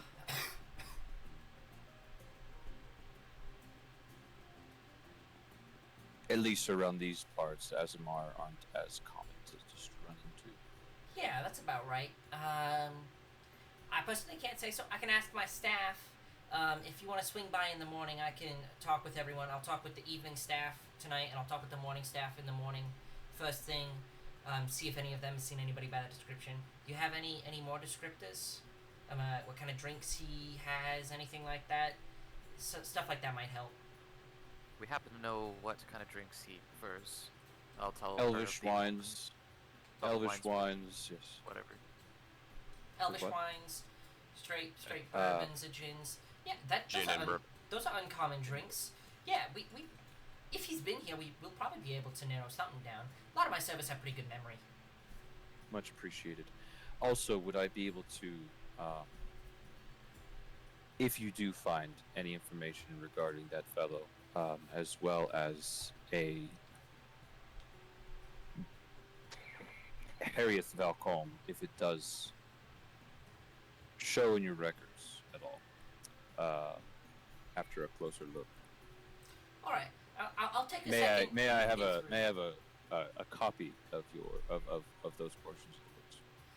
If you want to come in the morning, yeah, I can have a copy for you. It'll take me a few minutes to transcribe, but I'm gonna be staying up late regardless. It would be greatly appreciated. Thank you. All right. And she kind of bids you guys adieu. So as that's happening, Wayne, Lennon, what have y'all been up to on the floor? Well, we got information from the group of singers. So now it's time to get information from the group of gamblers, right? What? Yep. Sir Rex, I don't really know how to interact with this sort of crowd. How do you get information from a gambler? Do we just flash something fancy at them and? Watch. Wayne just like tilts his hat down, smirks. Yep. Watch and learn. I'm gonna go gamble. Okay. Dude, I feel like your I'll character. follow I feel your like your lead, sir. character has a hint of. Okay. Don't So as you guys step I'll- over to the gambling table, Lennon, yeah. No, I'll join. I'll follow his lead. It's like he certainly knows what he's doing. Okay. So Lennon kind of stepping up behind. Are you also gonna try and take a seat at the gambling table, or are you just gonna spectate? If there's a free seat, I'll sit down and. You would have to pull up a second seat. Ah, fuck.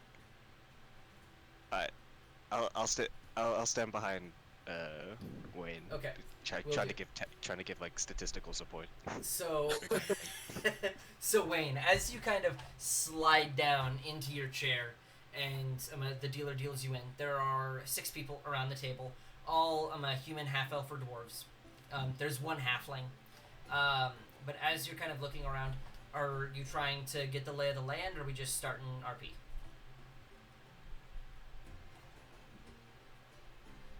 Give me a real brief lay of the land, and then we'll jump into it. Okay, so there is a halfling and a dwarf sitting side by side that seem like buddies, not like they're cheating by any means sitting next to each other, but they do seem closer. The other 3 seem to be from all 3 different dock crews, and you would guess that these guys are all sitting at the table, second shifters, and are early in their evening at this point. That they probably got off work less than an hour ago. Because it's what time? It's pushing midnight at this point. Okay. Quick scan. Any of the dock workers have the pin Wayne saw? Go ahead and roll me a perception check real quick. Elaine. Some of them have pins on, some of them do not. Perception. But 7. 7. Some of them have pins on, but none of them seem to match the previous. Would you roll description. one from me as well? You can go ahead and roll one. A +1 perception. 7. That's rough. We're very good at this. I mean, if you want to, you could just go off of my passive. So as you're kind of peeking around, checking everyone's symbol, there is no yellow staff with the snake on it. There's a couple other like light green ones, but nothing that matches the one you previously have seen.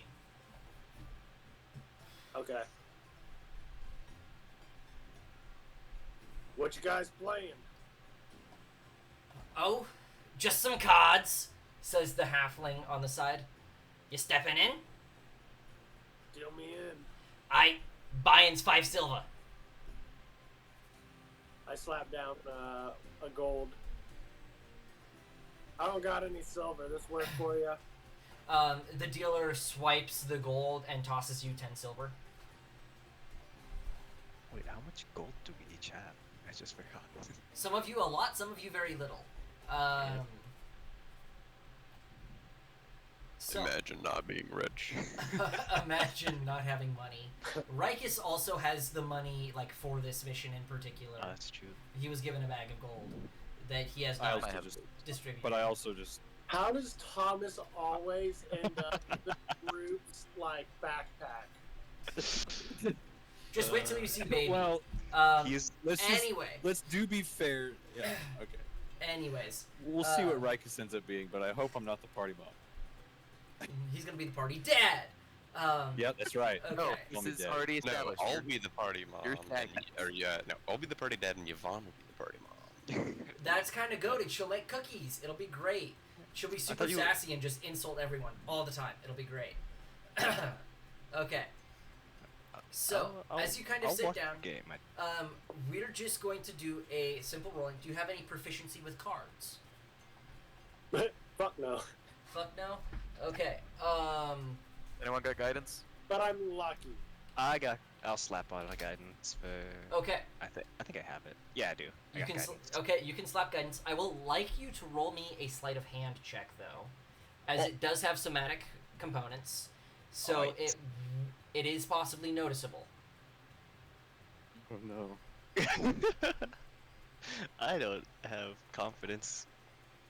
You're a high dex character. Like, A 16 is not a bad roll. This is level 5, and everything above a 15 is a pretty solid roll. Okay, so how we're gonna be rolling this, Nate, is let's just do 3 quick rounds, and we're gonna be rolling. Let's just say a D10. You're gonna be adding a D4 to this, so 1D10 plus 1D4. No you add your luck modifier to this, so you'll have a pretty substantial modifier. So you said a 1d10 plus a 1d4 Plus 4. plus 4. So yeah, you can just click the D10 and click the D4 and then go plus 4, and it would be, yeah, that right there. Okay, perfect. so that's what yours would be. So, a 12 for your first round. Let me roll a little bit real quick. Zach Henson.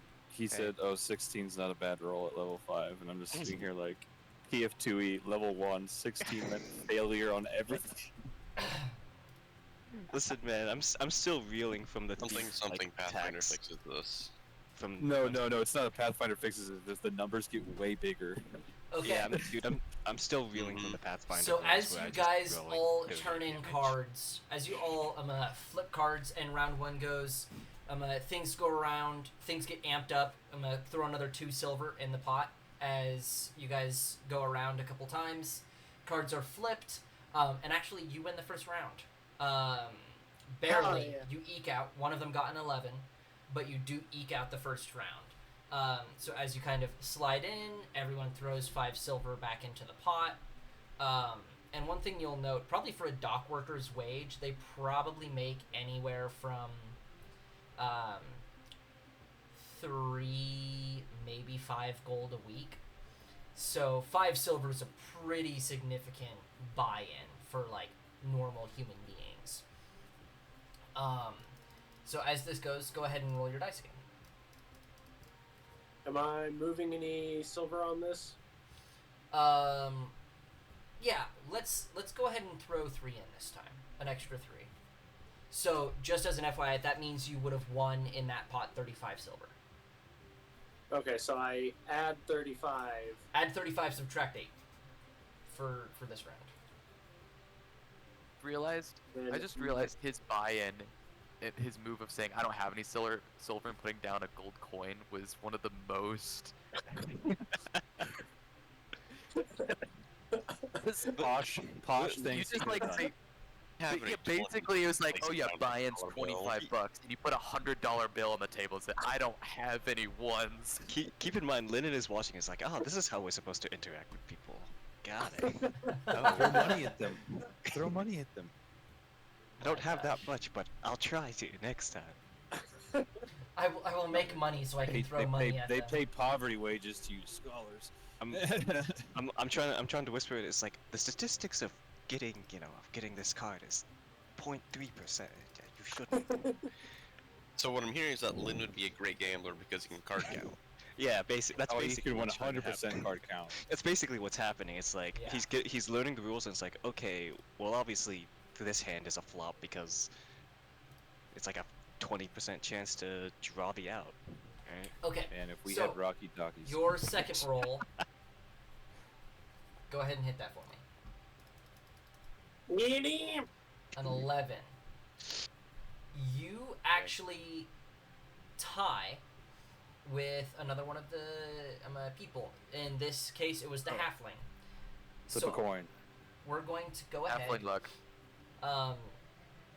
This is Sudden this is death. not a d20 roll. Okay, so we're gonna flip a coin again. You pick 1 or 2. Odds are in my favor. So 1. Yes. No, obviously 2.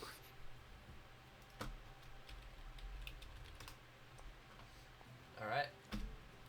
Should've One. did- That's why you're But up it's not- 4. It's okay. So that is a 36 positive plus your no, that would be more than 36. That would be 48 coming back into you since you put 8 into the pot. That times 6 since you won the whole pot. 2 people leave the table. They're mad. They just lost their fun money for the week. You just lost like 2 days of wages. They literally just lost like a day and a quarter's wage. So they kind of get pissed and they throw their drink and they're mad. They step up and they walk away. So there's now 4 people at the table. Are you wanting to play one last round? One last round. Okay. The halfling says, well, all right. You say you only got gold on hand? And he flips out a gold, throws it into the pot. Alright. I'll put down a gold. Okay. Bruh. The other Not two, any skill. the other 2 guys throw in 10 silver, as they do not have gold coins on hand. And Like a normal person. like a normal person, they don't have gold. Like, who has gold? That's like having $100 bills just in your That's right. wallet at all times. I only have $100 bills in my wallet. Whatever shall I do? Seeing that seats just freed up, Lennon will be like, oh, I guess I can join now. Okay, Just kinda Lennon. awkwardly slip. So in this case, guidance lasts for a minute. So Yeah. You'll still have guidance for this roll, Nate. It's no. The guidance is still gonna be on Rex. Linden doesn't really. So, You Lennon, I will forget, have you also... Wayne has a strong disdain for the pores, so anytime you rub it in that they're poor, he does, even if it's backhanded or sly. He's going to. Okay, so as things go around, are you going to throw another gold in the pot as it comes back around to you? Yeah. With your disdain for the pores? Okay. Yeah. So, the two other guys are immediately going to dip out when another gold comes out onto the scene. They're just going to cut their losses and be like, we don't have that money on hand. They're like, we're going to go to a lower table to win some of this back. And So is that 2 gold in the pot? Is that so that's minus 2 gold in the pot. Oh, And jeez. it's just you guys and the halfling. His dwarven companion has dipped at this point. So, we are going to roll now as cards are flipped.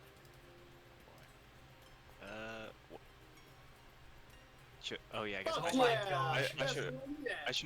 I should roll as well. We're rolling a What is D10, it? you know? Yeah, I told him to roll a d10. 1 d10. What's the plus the Luck. luck mod, right? Plus your luck mod. Let me look into my what is luck? Where's that stat again? No, it's on beyond You it. should have. Plus 1. the net. Nice. Hopefully that command works. 4. Alright, so with a total of 8, the halfling is also shy of beating Wayne. So as Wayne collects the 6 gold pot, going 4 positive for that final one, the halfling says, well, I guess you're just a little bit luckier than me tonight. It's the second time this week. Colorful bastard got me last night. Before you go, As he how would you like gets to out of get the that chair, money he's... back? I mean, I'm not poor like the rest of these folks. But 2 gold is 2 gold. Regale me with your tale of losses, noting this colorful fellow, and I'll give you your 2 and an extra back as a thank you for a good night's entertainment, shall we say. Well, I'm no bard, but, and as this happens, the, Rikus at this point has pointed you guys out as members of his group, and so 2 drinks appear in front of you guys.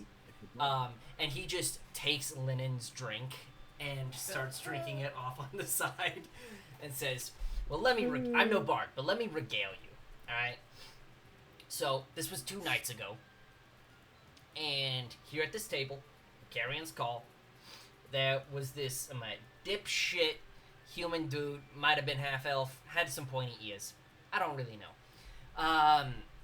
But he came in and he had loads, alright? He had money, okay? You could tell that his sack, and not the one in between his legs, the one on his hip, was loaded, alright? So he came in. Now, I'm a bit of a broker. I run a couple ships, alright, so I have some money. But this was a high roller table, even for the Carrion's Call. This was 5 gold, 10 gold entries, alright? And this motherfucker had got to have some kind of, almost like his hands go backwards or something and there was cards up his sleeves. Like, it was ridiculous how often he had high cards.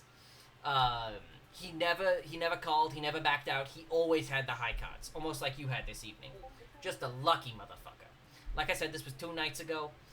He bought everyone a round of drinks afterwards, a stouty, a liquor, by no means what we lost, but seemed a nice enough guy. I didn't catch his name. I think someone called him Falcom. Interesting figure, beat everybody out. As far as I know, he was heading back to the docks for sleep. I think he worked down there. Wait, this is actually very important. What time frame did you say that he was there? You again? are not there, I, Sakir. Okay. Oh, I'm just straight up not there? I thought we were like gathered around the table. No, you we. This is so. While you guys were speaking with the clerk, he stepped up to the gambler's table and was doing this. You can come up in a minute, as you guys are finishing up with the clerk right now, and ask your Yeah, my bad. question. was Give it like another last- minute of Yeah, roleplay. this is a few this days is ago? around when she said she would give free drinks to our party because we're helping investigate this. Yeah. You Uh, said 2 nights the ago. bartender. About what time was this? I was pretty deep in my. Mid, end.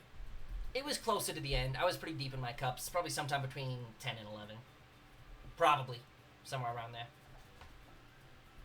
Most of the dock workers start their shifts at 6, so probably not too much later than 10 or 11.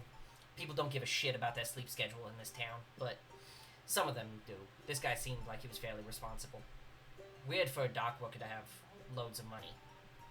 I think You keep referring to him as a dock worker. How do you reckon he's a dock worker? I can't tell you which one, but he had a pin for one of the shift barges.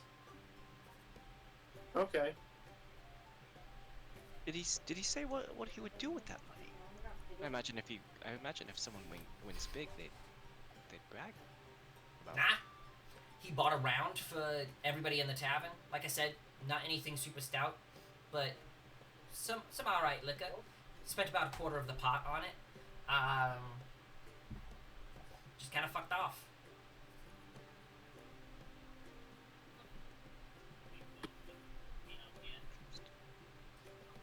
Now, if you're asking me, he made some joke about having people tied up in his basement. So I think he's a bit of a freaky fella. So I'd be careful. Unless you're into that shit. Which, no shame, but a little weird. Personally. Linen doesn't get it. What do you what? BDSM. I just Burgers, pull a drinks, small music, and salsa. end of a rope out of my hip pouch and I go, "Hey, when you know, you know." And I just tuck it back in my pocket. He holds his hand out for the gold. I give him the gold. Okay. As you Thank you for such a brilliant story. As you peek down towards your coin pouch, you have a couple different ones, because you have a fairly significant amount of gold. You know, you've got a couple in your bag, but you have, probably 20, 25 sitting in 2 pouches on your hip. One of your pouches was cut during this game. As you peer down, it's very obvious. Cool. You have 25 gold gone.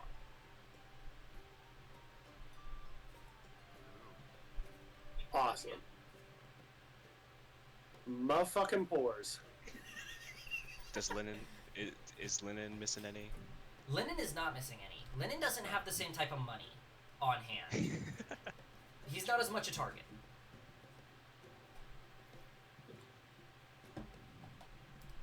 And before you ask, yes, the person's stealth and sleight of hand did beat your passive perception. Even though it's a 21. Yeah. Interesting. Okay. What's wrong? What's wrong, Rick? What's wrong? Wayne? I just look down at my hip and I look back at Lennon. The fucking pores, that's what's wrong. Hey, And I'm gonna get up amen from to the- that, brother! And he takes the 3 gold and he fucks off. Those I'm gonna get from the monkeys. table and head over to the bar where the others are standing. Alright, so as you all recongregate, I assume you swap stories about the information that you gathered over the last little bit of time.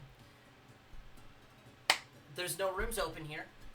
So where do you guys want to spend your evening, or do you want to go out and try and investigate some more? It is starting to get really late. Like, it's pushing 12:30 midnight, or 1 a.m. at I this point. say, well, we were given the location of a nearby place that should not be as busy, which would be the Delirious Drayman. It would be as lively. It would So- likely be Yeah. as busy at this point of the evening.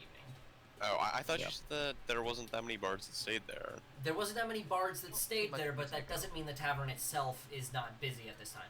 Now, by busy, Fair. it's like there's a lot of people there right now. That doesn't mean there's a lot of people staying at the tavern.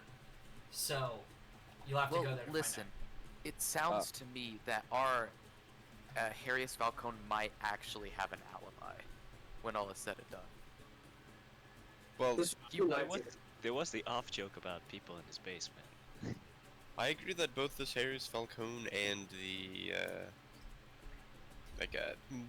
Aasimar fellow are both very likely candidates. I personally think that, given the information we know, the Aasimars probably are more likely targets, Suspect. but suspect, yes. But I still think that Falcone is a lead worth pursuing. Well, So there's 2 some nights people ago- out of money right now here.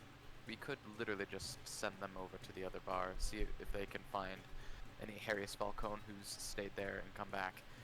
What do we give them, like 3 silver? Be enough? Or we could go over there ourselves and potentially not spook him if he is somehow related to this.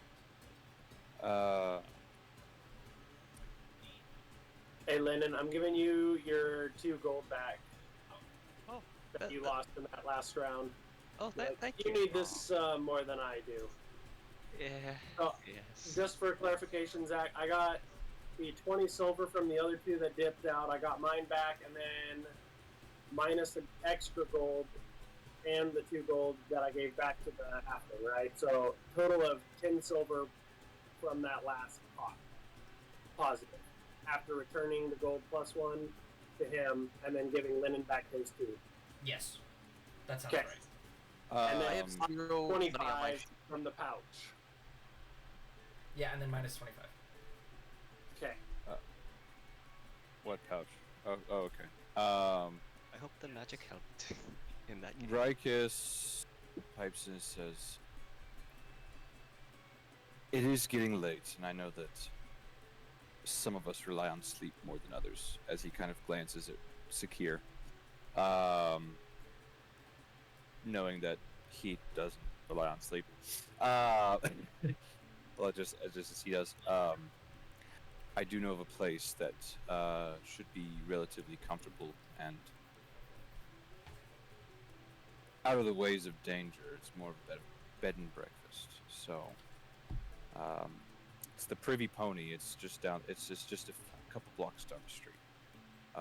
We'll get checked in, put things away as needed, and Sakir and I will go and check out that other tavern real quick. Since we don't rely on sleep as much as other Say folk. that I don't rely on sleep as much either, being an elf. Okay, But literally the only person who needs an 8-hour or more than a 4-hour rest is Linen. All the rest of you are high elves, effectively. Like, you all take 4-hour Oh, fuck. rests. I'm Never used to mind. I'm used to pulling Uh, all-nighters. It's fine. And, yeah, Never he's mind. caffeinated So literally, insomniac. literally everyone so- else can take 4-hour rests. yeah, although I feel like we should have at least, if Leonard is going to sleep, I feel like we should have at least one person, I guess, watching over and make sure he is not attacked during this time. I don't suspect there will be something, but caution is always advisable. It's fine, everyone. I'll just lock the door. I'll compile all our notes, and I'll have a board ready when you get back. It'll be Well, great. do the high elves? They've got to like sleep, right? Like the other elves, they still have to like sleep for 4 hours. Yeah. I think they all go into a trance, effectively. I think Yeah, all of you guys meditation. are trances, not full sleep. Is it? Are all the elves trances? Yeah, I go into an astral trance. Oh shit. Goddamn meditation. I go into a regular trance. Okay, so what are we doing? Is one going to the shop and the rest of the 4 going to the tavern, or what's going on? Who's going to the shop? Or And then- Say when you Oh. say The shop, sleep. you Yeah, mean I'll- bed and I- breakfast. Yeah, the I'll bed check and everyone. breakfast. While everyone goes, I'll go check everyone. And Yeah, and I'll give the necessary gold to Linen, Okay. since I've stated that specific bed and breakfast. You know, the Privy Pony before. So, So- Swirl. What did you say, Jade? Does caffeine exist though? Yes, absolutely. Coffee exists. if it doesn't exist, Linen definitely knows how to make an energy drink somehow. with The medicinal blood of a components. demon. You said it was rearing midnight. It's past. Oh, It's there. rearing one Oh, it's- at this point. Oh, it's rearing one at this point.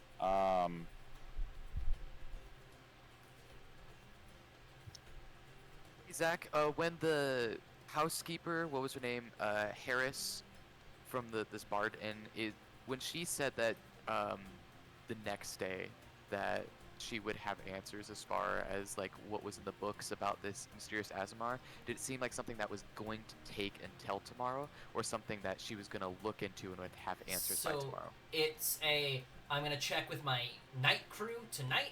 I'm gonna check with my morning crew first thing in the morning, and I'll have an answer for you first thing in the morning. And she'll also So have the night records of crew's her the- books. The night crew is going to be the people who know. So I'm thinking Possibly, could- possibly not. If we did press, we could get If- some answers now. The thing is, Or we gotta uh, wait until morning. the morning Because crew it's not that on the far. The morning crew might also know Yeah, because 'cause on their if way he was home. seen, if he was seen throughout the day prior to the evening, you know. By morning crew, that's like Uh, a 6 a.m. to 3 or 4 p.m.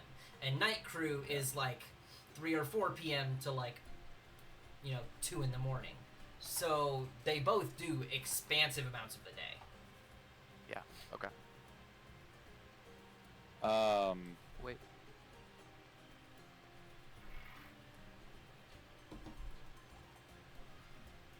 Okay, so Lennon, Ri- you're gonna Rikus- take the okay. 4 gold pieces, go to the bed and breakfast, the Privy Pony, and you'll check everyone in and you'll start compiling notes of everything you've taken and all the other pieces of information.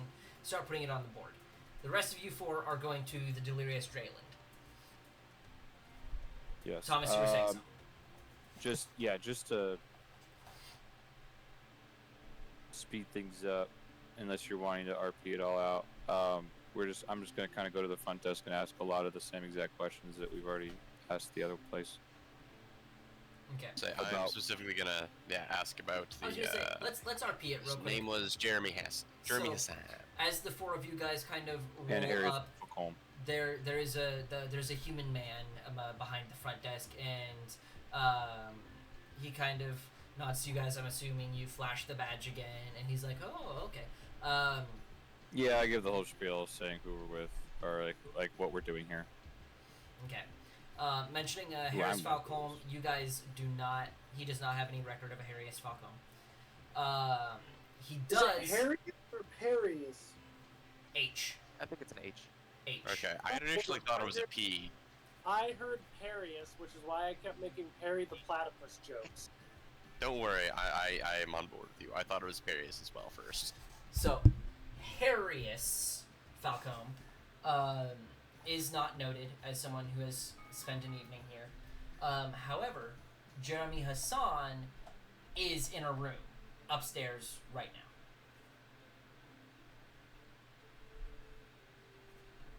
And anything about an He's Aasimar? probably asleep.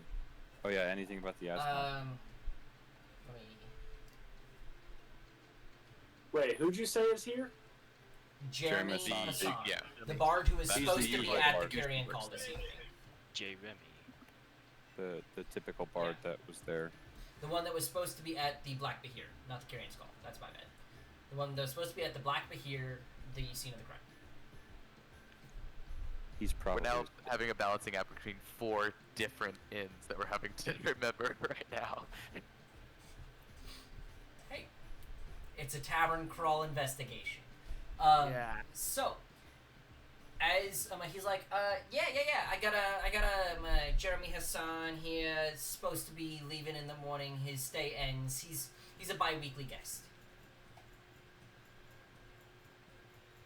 Do you need to speak with him tonight? Well, earliest would be best, just to compare our, to get things while they're hot, so to speak. He says, I do believe that he is more than likely resting. Getting anything meaningful out of him at the moment may be nil. So Leo thinks about it for a moment and then realizes, oh yeah, I guess he's a human. Well, in that case, what time does he usually check out? Anytime. I mean, he probably went up no more than 30 minutes, an hour ago. So I'd probably say he's gonna be in between 9 and 10, maybe later. Really depends on the day. He doesn't have to check out until 4 p.m. In that case, I'd say let's get here in the morning and try and catch our friend before he leaves. All right. Is there a place you're staying? I can write up a note and leave it on his doorknob. The Privy Pony. The Privy Pony. All right. I'll write down. And your name was Ricus Anatheus, yeah? Correct. All right. Of the CIA. All right. I'll note that down.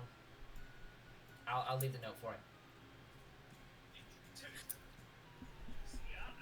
Is there anything else y'all need? I believe that's all the questions we have for this evening. As we told some of the other taverns that we've been questioning around here, you will all be the first to know once this is resolved. Aye. Thank you for your time. Yep. And he begins to head out.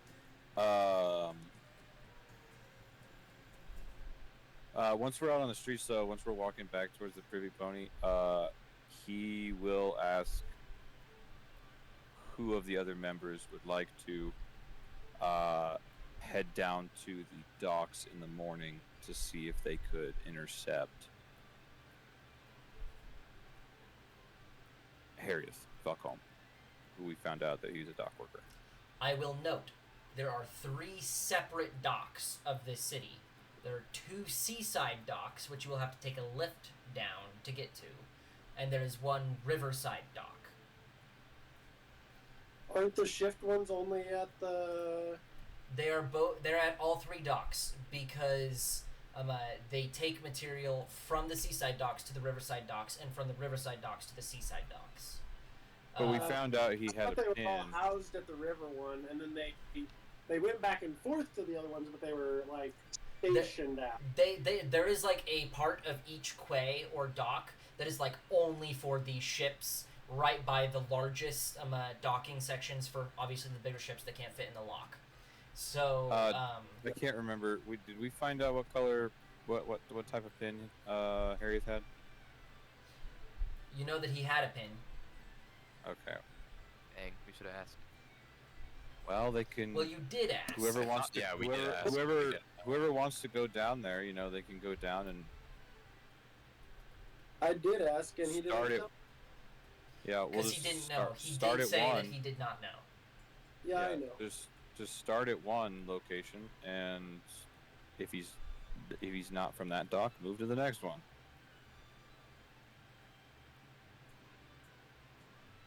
You know. Okay. I'm getting the vibe that this could be a multiple day like walk and ask questions between the docks. So it will take you well into the afternoon to visit all 3 docks and ask questions, because they are on 3 opposite corners of the city, and this is not a small city. And taking the lift down, you know, is a 15-minute affair. Taking the lift back up, you know, another 15 minutes. Tell you what, we'll. No. So this The main first, thing. the what is it? Harris Harrius? and Harris and Kent would not know what pin he'd have. They would have mentioned it. You did not ask, and they did not mention it. This is I was going. We I can was ask going to them. say, I don't think this is an opportunity where we can split up and cover more ground, because I'd say it's currently more likely that the Aasimar is our culprit. But if it is Harrius, and we try and confront him, he may try to either run or fight, and that is something we want all of us there for. Meanwhile, Lennon, not here. Meanwhile, Linen. Oh, I should probably We come put that on back the and board. it's like, I'm dead. That's what. yeah, we come back and he's saying like, Don't worry, he- I did roll to see if you get attacked. damn. Anyways, It's not the red strings everywhere. It's his entrails. Yeah.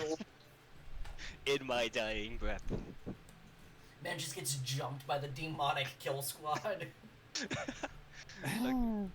Yeah.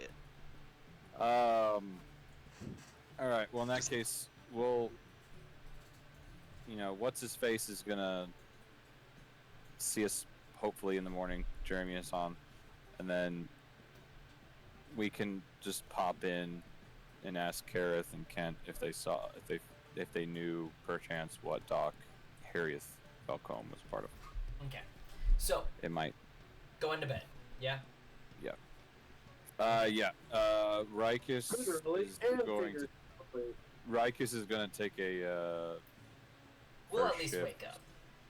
Yeah, Rikus is going to take a first shift night watch. Okay. He's going to sneak up onto the roof and just kind of scope out, watching the streets and things like that, kind of smoking his pipe, Okay. sitting up on the roof. So, it is 10:07, so we're going to try and do one more scene real quick. So, as you all gather, go through the notes on the board, and take a rest, most of you guys don't require a super long rest, and I'll say Linen probably only needs 6 hours to get what constitutes as a full rest. So, it's a little past 1 a.m., so you guys could be up at 7, as a full crew. So, are we wanting to split and some go to the Delirious Drayland to try and meet with Jeremy, and then some go to the Carrion Call to meet with the clerk Harris and see what information she has? We wanted to split that. I into will two head back scenes. to Harris because I told her that I'd see her in the morning. Okay, so who's going with Rikus? Sakura is at least. Wayne, are you wanting to say something? Yeah, I'm gonna switch my calligrapher's supplies to an instrument. Okay. Ooh, yeah. Because I can do that during my astral Yes, trance. you I can. just get a. Yep. You can I change can pick proficiencies. different Yep. things. Isn't I'm this gonna so great? switch from calligrapher's supplies to a flute. Okay. Spawns out of the ether. No, he just gains proficiency. No, He doesn't it's- physically have. Yeah, the flute. it's just the proficiency. I didn't have the calligrapher tools either. I don't believe. Okay, so Shaggy and Scooby are going back to the Carrion's Call, and Velma, Daphne, and Fred are going to bang it out at the Delirious Drayland. Don't as, say that. As always. You said it the first time. I didn't correct you. Everyone else did. So, as we're gonna start with the crew at the Delirious Drayland. So as you three pull up, that being Wayne, Lennon, and Leopold, so you can be ready to RP in this. As you guys roll up, the dude at the front desk recognizes everyone but Lennon, the two of you, Leopold and Wayne, and says, he has not yet come down. However, he has likely gotten at least some rest. Where is your friend with the badge? He has other obligations this morning. We visited a few pubs, and a few of them had some information that we wanted to get in the morning. All right. Well, I can give you a key to the room, but make sure you knock heavily before entering. Oh no. This is a very bad foreshadowing out of character. In character, I will take the key and begin to go upstairs. But what do Okay. you mean? So as you head upstairs, you look at the key and it's like, okay, this is C17, so you go down, third hallway, 17th room. This is actually a lot of rooms here at the Delirious Drayland. So as you bang on the door, someone from down the hall just yells a couple expletives at you as you're banging the door at 7 a.m. Yes, Rikus? Can I note that since the other gunslinger is in the other part, the other split party,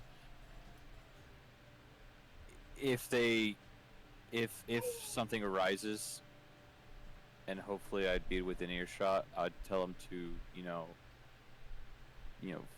fire into the air or something, like, so I can hear them, or like Yeah. Okay. You guys still cast are them into the like, air.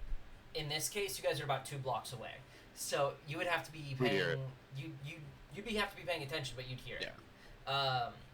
So back to this crew. So as you guys are banging, someone Need to get a flare gun. opens the door, looks out, and sees you guys like fully armed with weapons, except for Lennon just standing there with his hands. Is kind of like, not quieter, and closes the door, locks it. As you keep banging, there seems to be no answer. Alright. I'm gonna Damn. put the key in the door, turn it, and then before I have my hand on the door, I'm gonna bring out my revolver. And, Wait, why like, are we expecting a fight? Wait. swiftly open the door and look and see if there's, be ready to fire, basically. Okay. Dawn is... Did the guy say anything? No, he said nothing. If we're banging on the door. Also, right, I mean, if we're banging on the door. this is not your scene. I Stop feel like- interrupting. Oh, sorry. So, I feel like if we're banging on the door, he should at least respond and say something. okay, so, banging on the door, nothing sounds. Unlock the door, press it open, aim in. You have a little toggle that sets light into the room. So you put light into the room. As Dawn's not in the room yet, the shades are completely closed. You peek around. There's a little curve off to the right where you can't see. There's nothing there. There's a opened bag with some clothes in it. Plenty on the floor. You see that there's actually a dagger on the floor outside of a sheath. There's no blood on it. Seems to be unused. As you peek around the side, you do see a small blood splatter on the wall. Continuing around, there's actually 2 single beds here. In between the 2 beds, you find the deceased body of a human man who fits the description of Jeremy Hassan. You actually do find a flute, lyre, drum, and some form of other stringed instrument. And as you're peering around, there is just one small splotch of blood, which does appear to be from the body, and it is drained of blood. You check the back of the neck. Found you a flute for your proficiency. You check the back of the neck. It has the symbol on it. His liver kidneys are taken. Liver. What about his lungs? I thought it was lungs. Lungs. I'm so stupid. Lungs last. I make the rules and forget them. His lungs are gone. Liver and kidney is still there, but it is deflated. Lennon throws up. Again.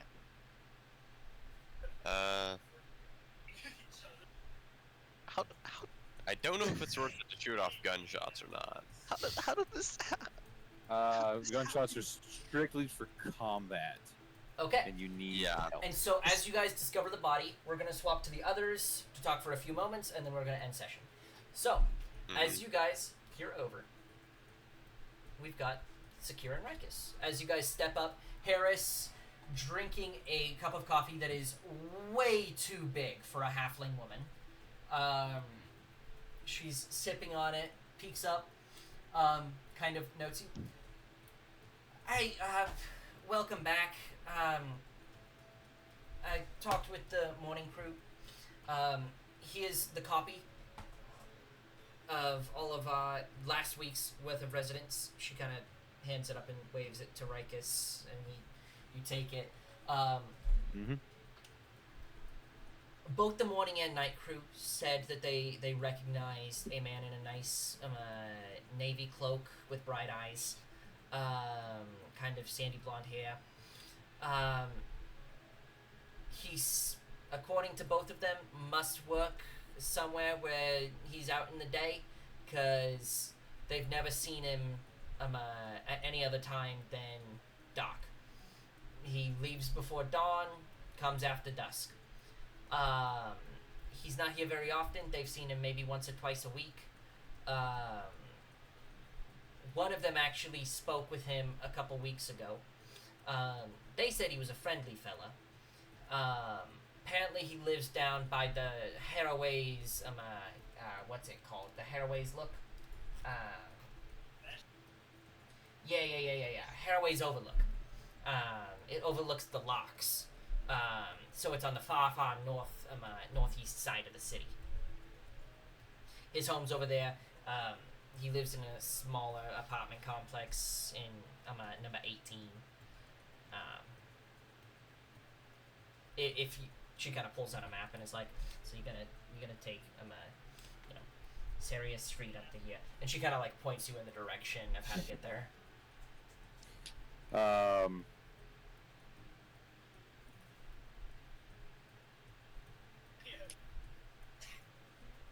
Well, other than that, I don't think that we have any other questions. So I'm going to, obviously, fold up the copies of the manifests. Oh, also, I'm so sorry. One last thing. The chick who said that she spoke with him 2 weeks ago said that she didn't remember his eyes being super bright. She remembered them being a little bit more dim. So it might not be the same guy. It might be a guy that just wears the same cloak and looks super like him. But she did make that distinction. I kind of squint a little bit, thinking, quizzically. I thank her for her time and her effort collecting all of this information. I do jot down the notes on that, and then I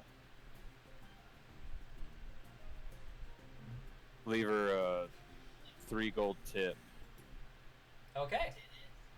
And she thanks you profusely. Says, "Hey, if you need any more information or a meal while you're in town, just come here and we'll comp it for free." Thank you for the hospitality. Thank you for your patronage. Gives a nod, and we walk out the door. And he turns to both Sakir and who else is with us? No one. It's just a kid. Okay. He turns to Sakir. It's like, well, that was useful. How do you think the others are faring? If the rest of this is any sign to how it's all headed, looks like a ton of dead ends. And Don't with quite that, know this. we're gonna go ahead and end on that terrible dad pun, with death and destruction being caused all around. Dead ends. Leads Dead end literally cutscene. being drained of blood. We are going to start back up as you guys, I'm going to assume, have established a point in between the two taverns since they're so close to meet. Yes. And as you guys are approaching to regather, you notice that the constable Ken Fenterius is stepping down to speak with you guys. And that is where we are going to start. Aiden, you have a question. I figured, well, I guess I didn't think we were going to be meeting back up, so I was going to wait to the last session to say this. But I was going to say that Wayne and Lynn should go run and grab the Amadeus brothers, while I would stay here and secure the scene and make sure it wasn't tainted. Okay, yeah, so you guys can all gather at the Delirious Drayland, upon which the constable will be meeting you there. And Okay. we can look at the scene a little bit more. And the next session should be able to do next Thursday personally, but either way, I'm going to stop the recording. Hope you guys had fun. Bye. Seeing you next